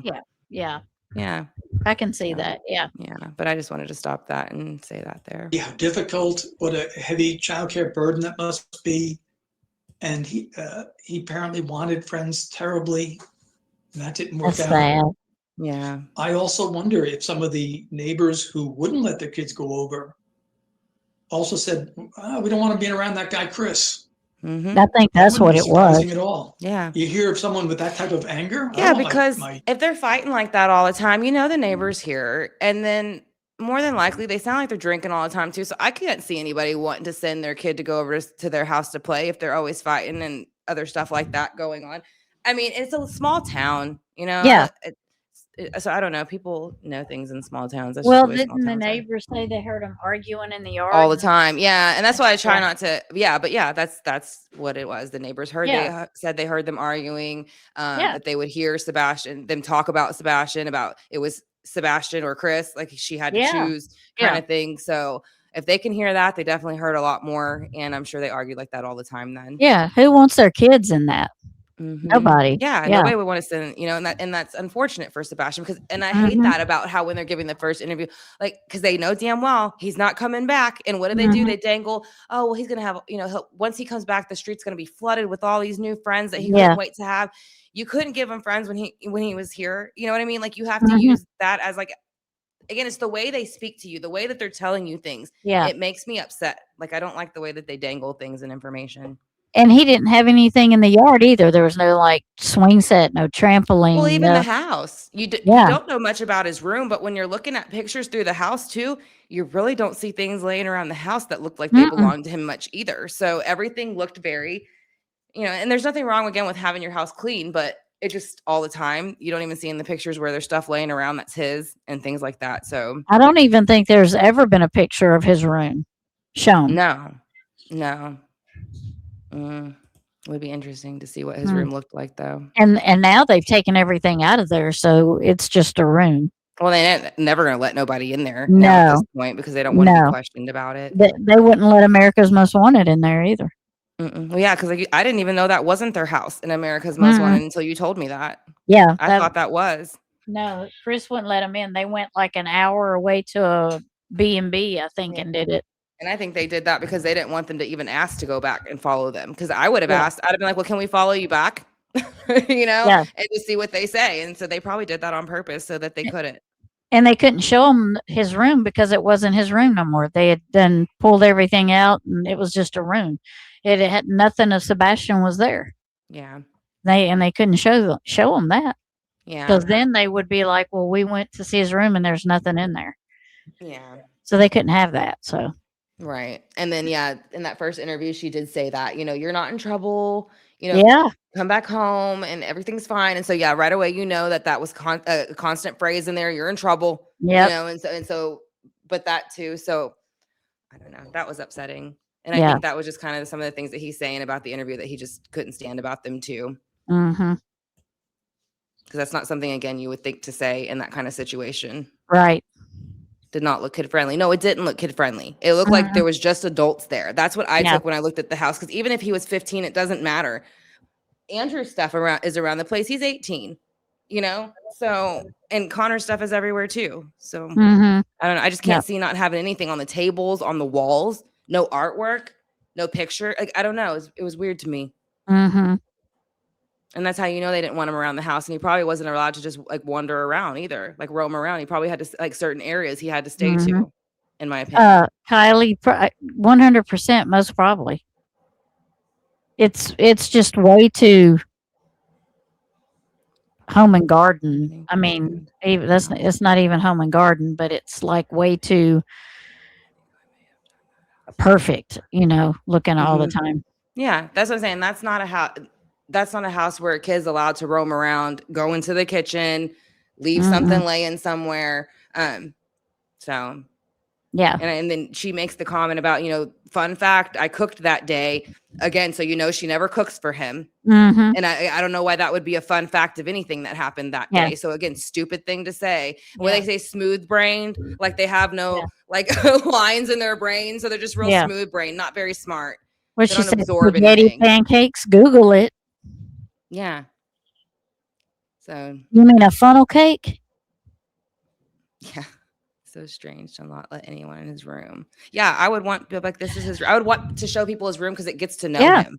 You get to know him, and then you want to help him. I don't know. So again, and that's what Seth did. That's why I talk about Chris Madonna and Summer's case, and I thank God every day in her case that Candace let him in there, because if it wasn't for him, none of us would have seen how Summer lived. Yeah.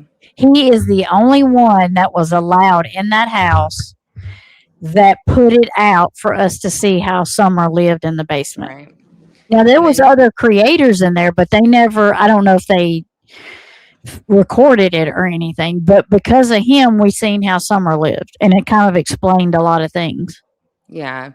And then with Summers, I never saw it, but from what I understood, it was really dirty and dingy and things like that. And so I guess it goes to show you like the polar opposite ends of these situations too. And I think that's why he uses the example of this so much, like Summers, it was like neglectful and you could walk in and see that. And it's something that should have been seen, with Sebastian, it was sterile. It was clinical, anal looking at home, so the complete opposite of what you would have expected. But they both went missing the way they went missing in the same like state. Not that far 50 away. 50 miles apart. 50 miles, and they both have CPS reports on them. Yeah, too many, like way too many too. Yeah. So not just like we got one, we're gonna come and investigate what's going on. Like, no, you've had one after another, after another, after another. Yeah. So, let me see. Seth gave us the only insight into his living conditions. Yeah. Yeah. And that's what I loved about it. How he showed us his room on America's Most Wanted. And I just love that everything's still there and that he's so willing to show everybody. Yeah. And that's why Chris and him couldn't show him his room there, because it's not his room. It's probably bed and dresser, or if we're lucky, and just a room, just a spare room now is probably what it is. Yeah. Summer was mistreated like a slave to her parents. Yeah. Mm-hmm. Yeah, I think they just used Sebastian to pick up and do the things they didn't want to do. And then she makes the comments about, again, like I said, the food. So, she didn't really cook for him much. That she didn't do things like that much. Right. And from what I understood, he let himself in from school. He'd walk home and let himself in. Code. Mm-hmm. So. Mm-hmm. Yeah, military. Like. Yeah, and my husband's retired Marine, 23 years. And we didn't even keep our house that immaculate, because I had two teenage girls two girls growing up.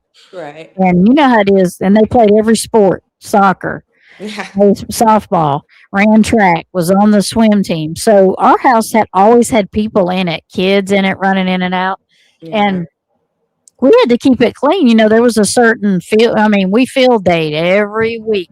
Weekend we field date, but we didn't. It wasn't. It wasn't. It was lived in clean. It wasn't that kind of clean. Yeah. And that one almost looked like I was almost looking for, because they said they hadn't lived there long, is what I heard when they moved into that house. They hadn't been living there that long before Sebastian went missing, but I was still kind of looking around for like any sign of Sebastian anywhere Right. through that Yeah. house. And there was no sign of Sebastian Yeah. anywhere in that house. Yeah. Yeah. And again, you think that people were intelligent if they set it up and did all this stuff. You would think they'd been smart enough to put things out and make it look like they cared, but Yeah, they're but not. they did. They're not. Yeah, they didn't even go through the motions. Correct. There's not even motions. Yeah, they're so emotionless. They didn't even go through the Yeah. motions. Yep. Child, special needs are not around someone angry. He accused Sebastian of lying to the Child Protective Services.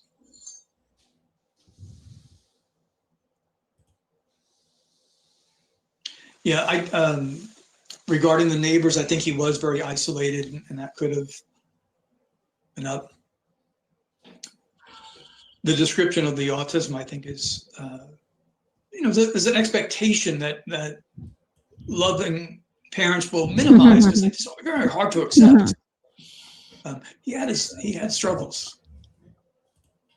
Bless him. I wish for immediate legislation to protect children from. So Yep. wait, He did walked walk home from the school Mhm. bus. So they say he wouldn't know. That's what I'm saying. They tell you that he'd walk home and he could get Yep. himself into school, but then they also tell you he can't get home on his own Right. if he were to try to find his way home because he's missing. So they can't even keep the story straight with how he got to school, how he got home from school, if he would be able to find his way home if he was missing. Because if he could find his way home from school and get himself in, why couldn't he find his way back? And he knew he had a code to go by. Yeah, He well, they remembered changed the that code on him. Yeah, they changed it. But But yeah, I mean, if he couldn't find his way home, he definitely couldn't remember a code, according to them. But he would get off the bus and walk home and use the code and get in the house. yeah. And I think there's no dishes because it's like, even if Sebastian used it, and that just shows you what a well-behaved kid he was. Probably washed his dishes, put it away right away. Probably even dried it off and put it away right away. Because I could see Chris being so anal and just do what I say that he would be like, well, once you're done washing your dishes, you dry it off and you put it up too. So he was probably doing that too. So there's probably nothing ever left out. Yeah. Yeah. Ronnie lived in clean. Yeah. Yeah. Yeah. Yeah. I used to try to keep things clean, and I finally just started doing it to where it's like, okay, we're gonna have like things around the borders of the room. Keep everything around like out of the middle of the room. That's all. As long as the middle of the room is clean, just keep everything to the sides the best you can. You knew when you walked in my house there was 2 girls in there. I mean, 3 if you counted me. You knew but it was everything was clean. There were no dishes in the sink all the time. The floors were clean, and we were a military family too. So for her to have it that sterile is just like. Yeah, that's past. I was in military. Yeah. That's like control abuse issues at that point. The way that he's using it in this situation, in my opinion. Well, that's take a quarter into your bedroom and bounce it off the bed and see if it bounces. That's how military that is. Yeah. Let's see. Yes, smart enough to do all the things, but right. And I do agree with him. I think the bathroom, if there was any issues, it's because he was so scared in that situation and his anxiety was so high. If it was happening, I think that's why he didn't have to wear them at Seth's house, because Seth didn't make him feel that way. Yeah.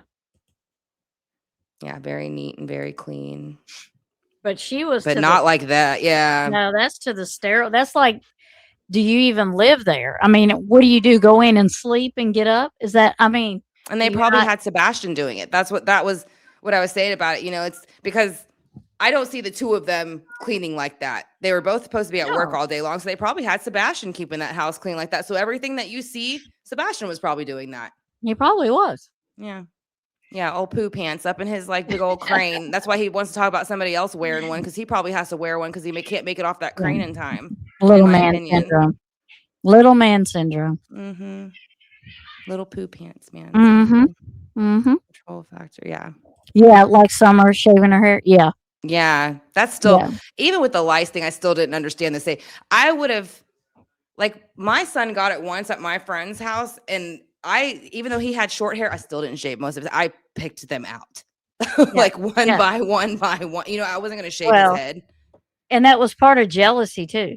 Yeah, I think it was jealousy. I think she was jealous of how Summer looked. She did. Even She though she was a was. child and a baby pretty much compared to her. But yeah, I think she was Yeah. jealous of Summer being Yeah. a pretty young girl. Yeah. It wasn't because Summer wanted her She hair looks that like a she bulldog.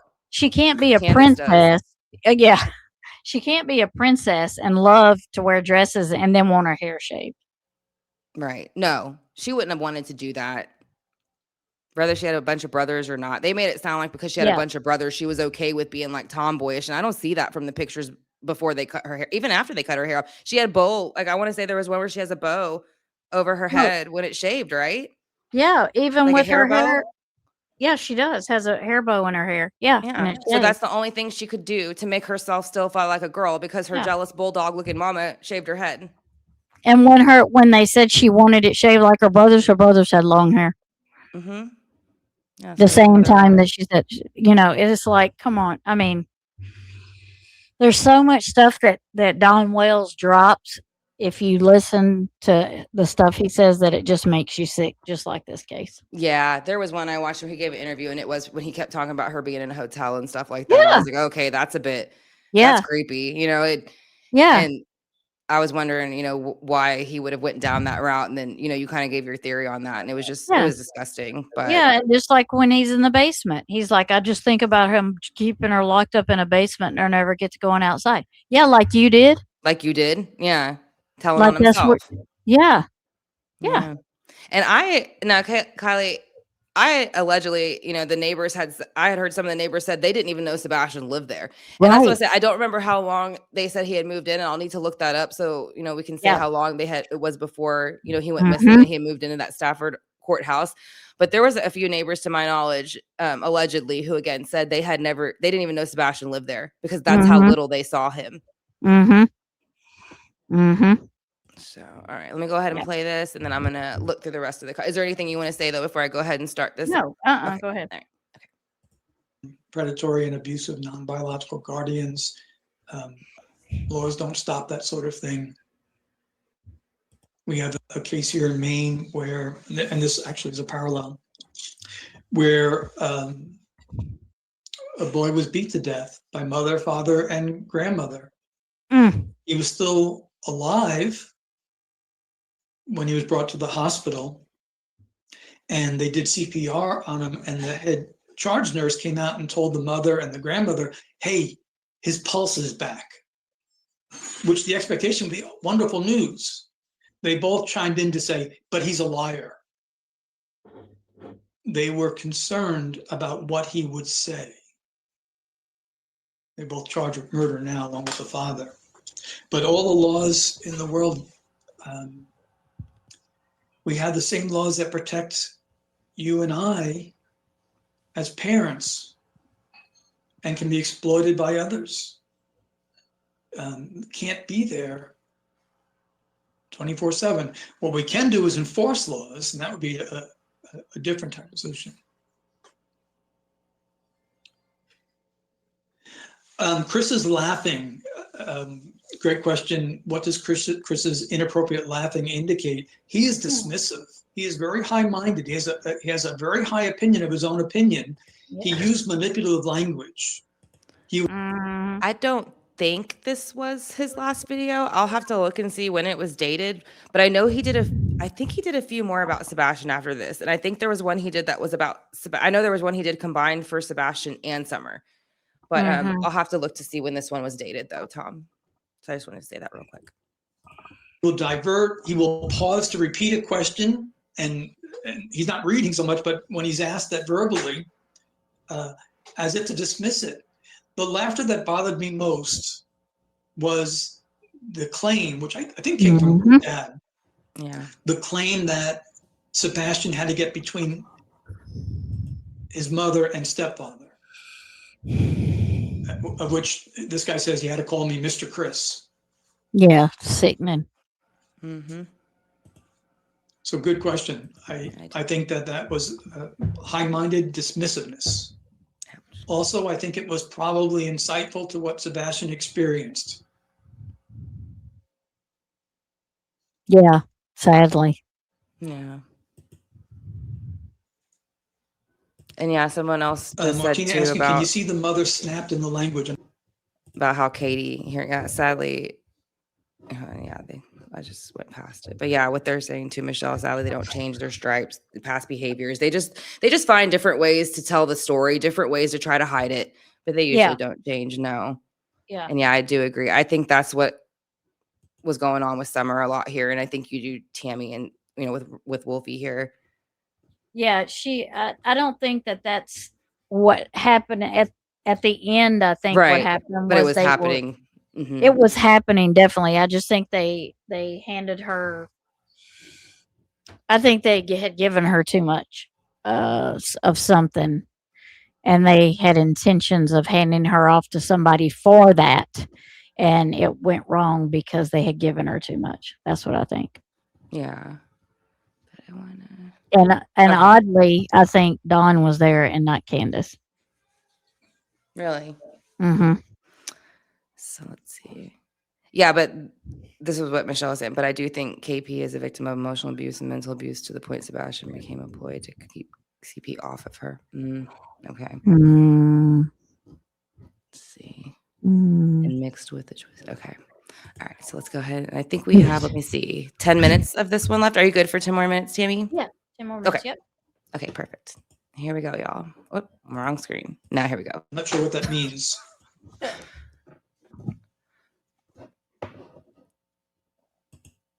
Oh, wait, did I? Yeah, I think there's Okay. quite a story to tell about New Mexico.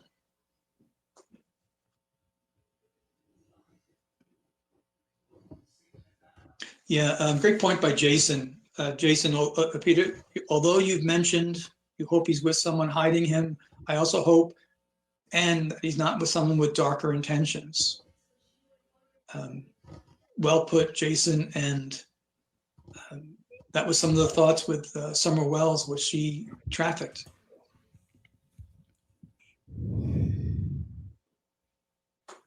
Yeah, someone said it's very triggering to listen to him. He infuriates people. And I think his language reveals that he likes it. He likes the confrontation. He does like the confrontation. Yeah, he I does. think he is. Someone wrote, I feel like Chris enjoys the attention he's getting. He does. He in his mind, through his language, he's setting the record straight. He's a great guy. Mm-hmm. He has so little self-awareness that he can give marital advice after 5 marriages. Mm-hmm. Also, by the way, he's giving out parental advice. Yeah, after 6 or 7 CPS charges So across Chris different Proudfoot states. is giving out Yeah. marital Yeah. and child raising advice. Yeah, lock them out. Mhm. That's what Sebastian lived under. That type of blinding arrogance. He reminds me of someone that would take a polygraph after committing a crime and rush in to take it to show everyone and still fail. Mm-hmm. Mm-hmm. He hasn't taken one, by the way, I don't think. No. He said, tell me the time and place, and then said no. Yeah. So, and then that's when they lawyer up, is every time that they're asked to take something that matters or have a conversation that matters. Yeah. So, and Sebastian. Yeah. Let me see. Yeah. The question was, how long has he and Biomom been together? And I'm not sure because he played 2 different things. I think they've been married 2 years, but he may have been there. He said half of Sebastian's life. He's a hero in his own drama. This poor kiddo. If Sebastian is gone, Mm-hmm. it started when Mom met him. Yeah. And I'm Mm-hmm. not sure about Mom's own background.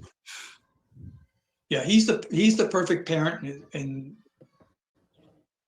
all he cares about is priority. is himself. If it was all about the child, he would have been out there immediately in front of the camera saying, here's his description, here's his behaviors, that sort of thing. Yeah, and I think someone said Katie walked on eggshells. It's a great description. I think that she's now allowed to speak more, which is helpful. But I think that she is likely a victim, and maybe she's made some very poor choices in the past as well, a patterned victim. Do I think the mother will eventually turn on the stepfather? I hope so. I hope so. But it would be, I think, in a sense, to her detriment.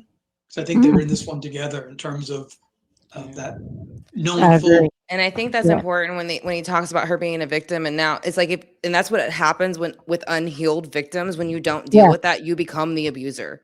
You become the enabler. And that's what she's become. She is the abuser and the enabler, and the person who helps set it up. And it definitely doesn't make it right. Just because she was done that way, she doesn't mean it's okay for her to do it to someone else. Right. Or Yeah, as a victim, you break the cycle, you go get help, and then you heal yourself. Because if you don't heal yourself, again, you usually become some type of abuser or something like that on your own. And it's not, that doesn't make it okay, but you think in your brain, you've made it, it's okay, I was done that way, so. I don't even, and I think for her, I don't even think she thinks of it that way. I just think that she feels like, well, I dealt with it, I handle it, I'm fine, so he can too. That's what I'm saying. I think that's I grew up that way and I'm fine, and I was worse off, So I think she tells herself that shit a lot, right? Yeah, to get her, so she can sleep through the night and do all this stuff. Absolutely. In addition to whatever else she does to help herself sleep through the night. How she does it, I don't know. I don't either. She does. Well, that they created that environment. Someone wrote, it's scary that Sebastian is having to wear pull-ups at age 15 at his mother's. And I agree, it is scary. Just something I don't find useful to talk about here now. Yeah. But in the very least, it's anxiety. Yeah. I think that when he publicly makes fun of Sebastian, can you imagine what it was like privately for this 15-year-old? Nope. Yeah, no, that's what I'm Who saying. may really struggle with certain understandings.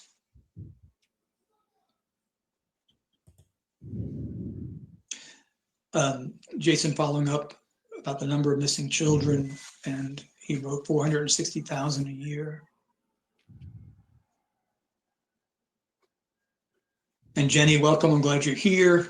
I hope you give consideration to maybe a blog post on your profile. You did excellent work. Jenny's a colleague. Jason's a colleague.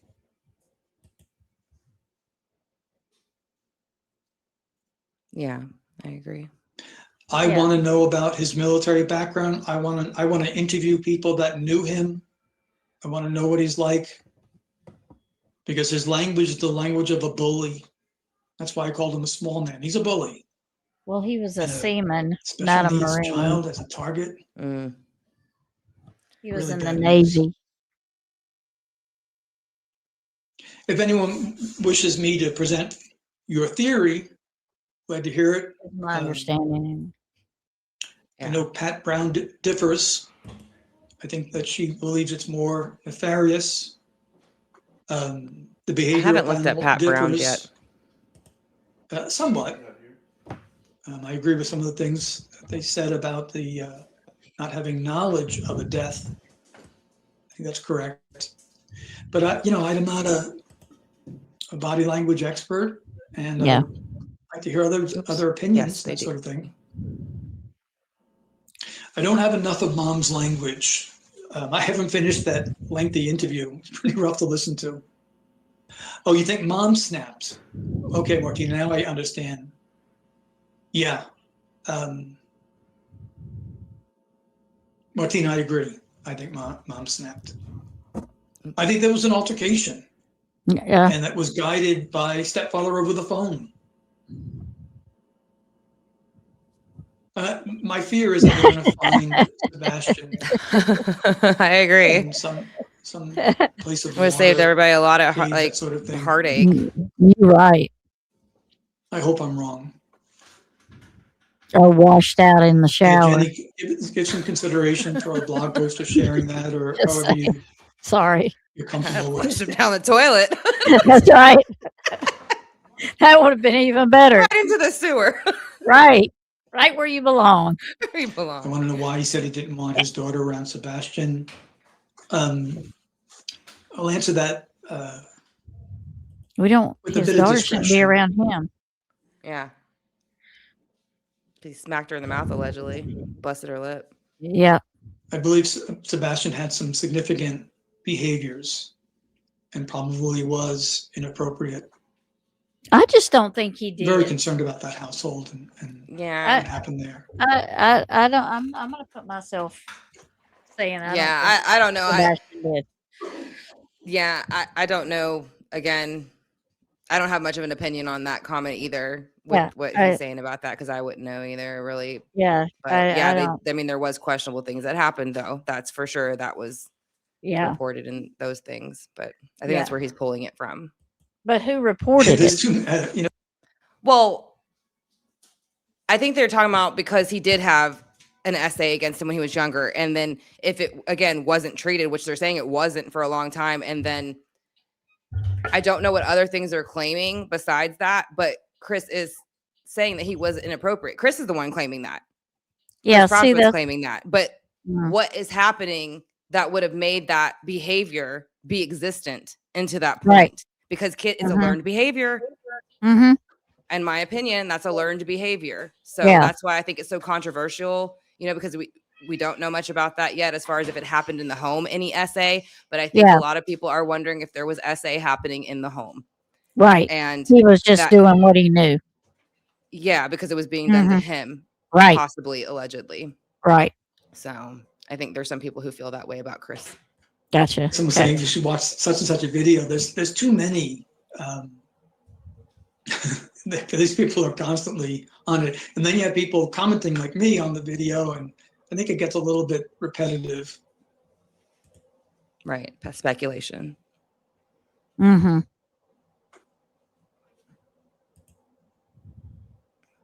Interesting. Chris, Kind of like the admitted Duggars he right interacts there. with This Sebastian on comment. phone calls. What's going on in their house right now? Mm-hmm. What is the wildlife where Sebastian has gone missing? What's it like? Great question, Jason. I'm wondering about predation and potentially his Yeah. body being impacted, for sure.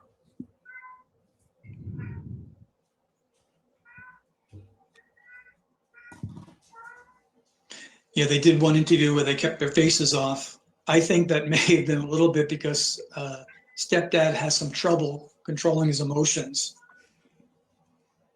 He strikes me as someone with very poor impulse control. I would like to know if mother has child protective services history, I'm sure. what accusations have been like. Yeah. And I'm curious of that. You never heard much about hers. Yeah, there could be some very ugly things beneath this all.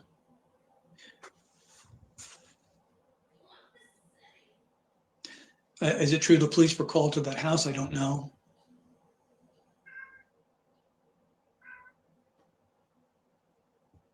If I could say anything in closing to those who interview stepfather and mother, don't be afraid to ask tough questions. Use as few words as possible. No preamble, no moralizing, no saying, I just want Sebastian found. We know that. You might get them to echo some of these things that you're saying, and you're innocent. So as an interviewer, know that Chris's personality, he likes it. He likes the challenge. He wants to know what people are thinking. He's following social media very closely. Oh, yeah. He's got enough energy, enough wind in his sails to be arguing with people on Enough Facebook. wind in his He's sails. dispensing marital advice. If they can He's pick not him up. consumed with grief. He's got enough fluff in his diaper. He's got some Right. guilt in there. But I don't believe they killed him and hid the body. Mm. I think they created an atmosphere that it was really time for him to get out. but I think they locked the door behind him or sent him out.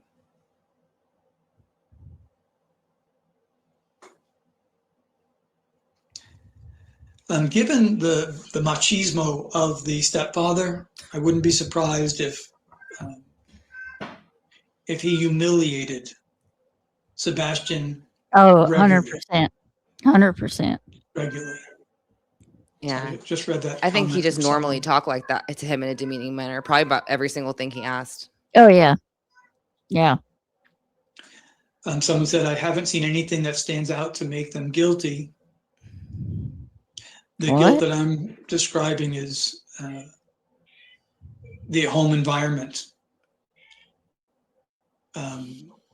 Someone else wrote that they don't think anything Right. was premeditated. No, and from the other comment, I think something went wrong that day, and there was some real anger. Hence the need to say, "Oh, I love you, Mama," over and over. Yeah. So I do worry about the humiliation. Stepfather's a classic narcissist, grandiose.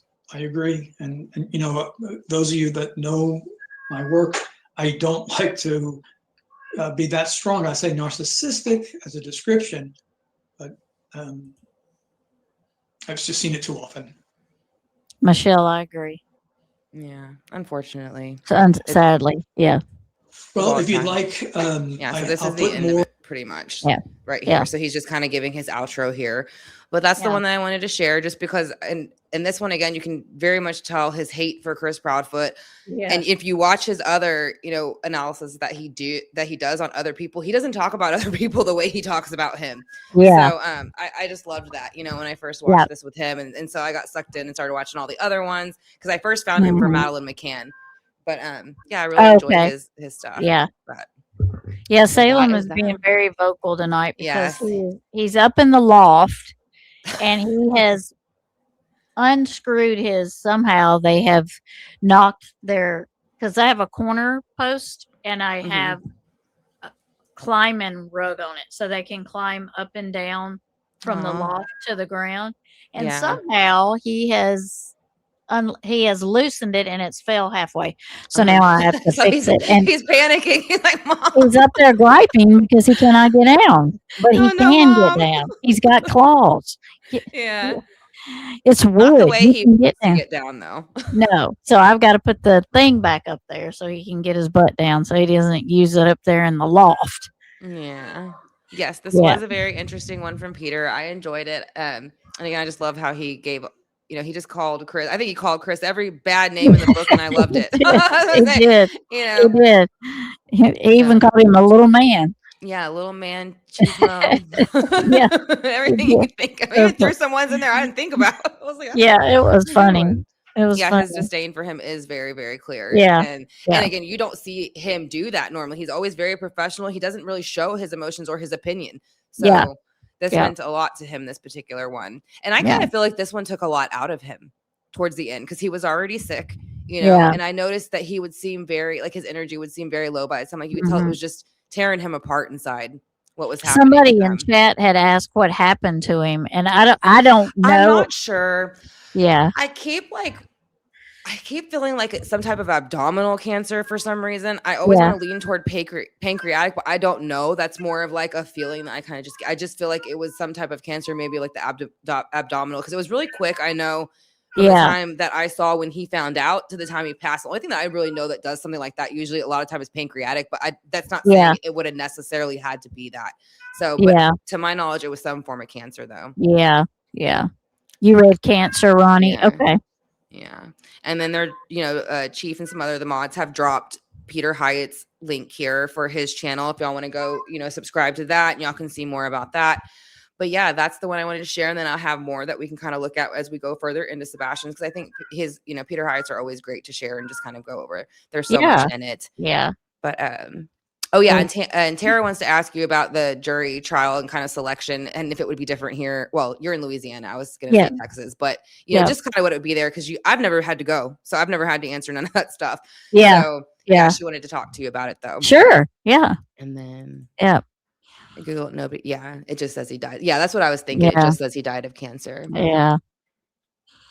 Yeah, he has, like I said, but I really love his stuff, and he did a Yeah. great. I have the band one that I did for him, and that's the one I did of the whole Madeline McCann. It's almost 2 hours, and that's where he's doing interviews and he's giving his analysis on Kate. It's Kate, right? Kate and Jerry. Yeah, Yeah. Kate and Jerry Yeah. McCann. And then he Yeah. calls out, the moments where she's talking about she talks about the night that she sat with Madeline and that what kind of chips they had and how she brushed her teeth and everything that she did. And he was saying that was the time where he thinks that her hormone levels spiked because something happened at that time. And so he goes into the moment and the parts that they're discussing in his interview of where he thinks that something had happened. See, now with Madeline McCann, I think it was an accident because of the stuff I've looked at. Right. I know a lot of people still think she was trafficked off too. She might have been, but just from what I saw and kind of, what I watched with him and stuff like that, is because I did about a good 6 or 7 months of videos on her too and watched a lot of his stuff. And I kind of came to the conclusion too, yeah, they were bringing people into those apartments. They were letting things happen to the children. And again, an adult, somebody taking advantage of the children, something happened. And I think she got hit or something. There was blood everywhere. And they kind of showed how it could have went down. And I liked, again, it was a very good way to show it. Yeah. Yeah. But let's see. It was crap and all your videos here. Yeah, they're all very good. Thank you. Yeah. I love his, and I try to incorporate his as much as I always can. Yeah. Yeah. So, but okay. Well, yeah. And then also before we go out again too, I don't know if y'all were here, if anybody wasn't here in the beginning, up in the, I believe it's the left corner for y'all. It might be the right, but it's the Change.org QR code. That is for Sebastian Wayne Drake Rogers. I created that petition to go ahead and bring in new investigators, fresh eyes on his case, because we haven't had much movement or information since he's gone missing. And I know his father is trying to get that. Seth is. So I'm kind of hoping we can get, it's at 654 the last time I checked it. So I'd like to kind of go ahead and get it to almost 1,000 before we send it over to Sumner County. So if y'all can check that out, I'd greatly appreciate it. And then share it, wherever you can and whoever you think might like to sign it too. So yes, there was a lot of blood for the McCann, and it was splattered. It was in the couch area, and it was all over the place. And I want to say, I'd have to go back and look now because it's been so long since I've done it, but I want to say there was DNA of someone else mixed in it too. I can't remember if it was unknown or if it was to a different person who was there, but it was two different kinds of DNA. Yeah.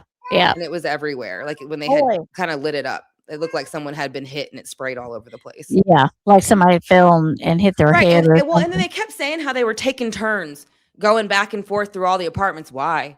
Yeah. Yeah. And that's what made me think they were quote unquote taking turns. Literally. Yeah. That's what I think they were doing. And then, there was another person that was at the table with the McCanns, and they said that they heard allegedly Jerry McCann and his friend making inappropriate comments about Madeline and things she would do and wouldn't do. So, and there was at least 1 to 2 people who said they heard that conversation, and that's where it kind of starting to tie back to where, they like Jerry's part of the Red Shoe Club and all that kind of stuff, which I believe he is. I believe he is. And I believe that's why Kate dresses with her hair and puts the bows in her hair. If you watch that first interview that she gives after Madeline's gone, she looks like a little girl with she wearing a bow in her hair. And she looks like she might as well be in a little girl's dress. Were you doing role playing? Yeah, role playing or something. Some perverted shit. Yeah. So that's what I got when I looked at it. Yeah. But it was great. And then I was thinking, do you think we should share the song, or do you think I should save it for next time? Ahead and share it. Okay. So I usually kind of get like a song that I like to play for Sebastian. And it's just because I enjoy it in the sense of like, it seems to like when I did his readings and stuff, this was the song that I would get the most for him. And so I'm going to go ahead and pull it up, but I just like it because it's sweet. It is sweet. It's a really sweet song, and just the video itself. It is sad, but it's sweet in the sense that at the end, how the story plays out, because it has a storyline in the way that the graphics and stuff is put together. So, and I did play it once back, so some of y'all might have seen it before, but I don't know. It keeps popping into my head, so I just feel like I need to share it again. It won't be on the replay, so if you watch the replay, I'm going to edit it out because it will be copyright written whenever it plays and it starts to upload. So I will delete it out. But since y'all are here, I do kind of want to go ahead and share it with y'all. So, birds. Okay. And it just reminds me of him and his dad. That's what this song reminds me. It reminds me of the song. When I think of it, it makes me think of his dad in a way of a connection to his dad. And so I think it's a beautiful song, and I just want to share it with y'all. So here we go. Let me pull it up on the share It's screen. got a lot of graphics, so pay attention to the graphics that are in it, and it'll kind of let you see why it really fits Sebastian. Great, but it's also the artwork that they put together for it that is a big. Yeah. And I didn't know it until I kept hearing the song, and when I went to pull up the video, oh my god, I bawled my eyes out. I mean, Tammie didn't understand a word I was saying. Like, she was Yeah. Tammie, it's just the worst. But here we go, you guys. 1 second. All right, and then after it ends, y'all, we're just gonna head out too. So, again, thank you everyone for being here. I love y'all lots, and thank you, Tammie, also for being here. I truly appreciate. Oh, and did you want to drop about your live on Wednesday too before I play the video? Or we're gonna try to do it Wednesday, like 7:30, maybe earlier than that, maybe 7. And it's gonna be on Watts Island. We're going back to Watts Island. Okay, great. Ooh, I'm excited. I was ready to go back there. I was wondering. I was like, Tammie, when we going back to Watts Island? The train's gonna be leaving. Yeah, that's right. We're going back. Yes. And the name of this song is Birds, and it's by Imagine Dragons. So I can probably put it in the description too, in case anybody does, push replay and they want to watch it again. But let me see, just go through comments real quick and small things. Yeah. Okay. All right, y'all. So I'm gonna go ahead and play it, and I'll look through the comments and put y'all on screen as we go. So love you guys. Here we go.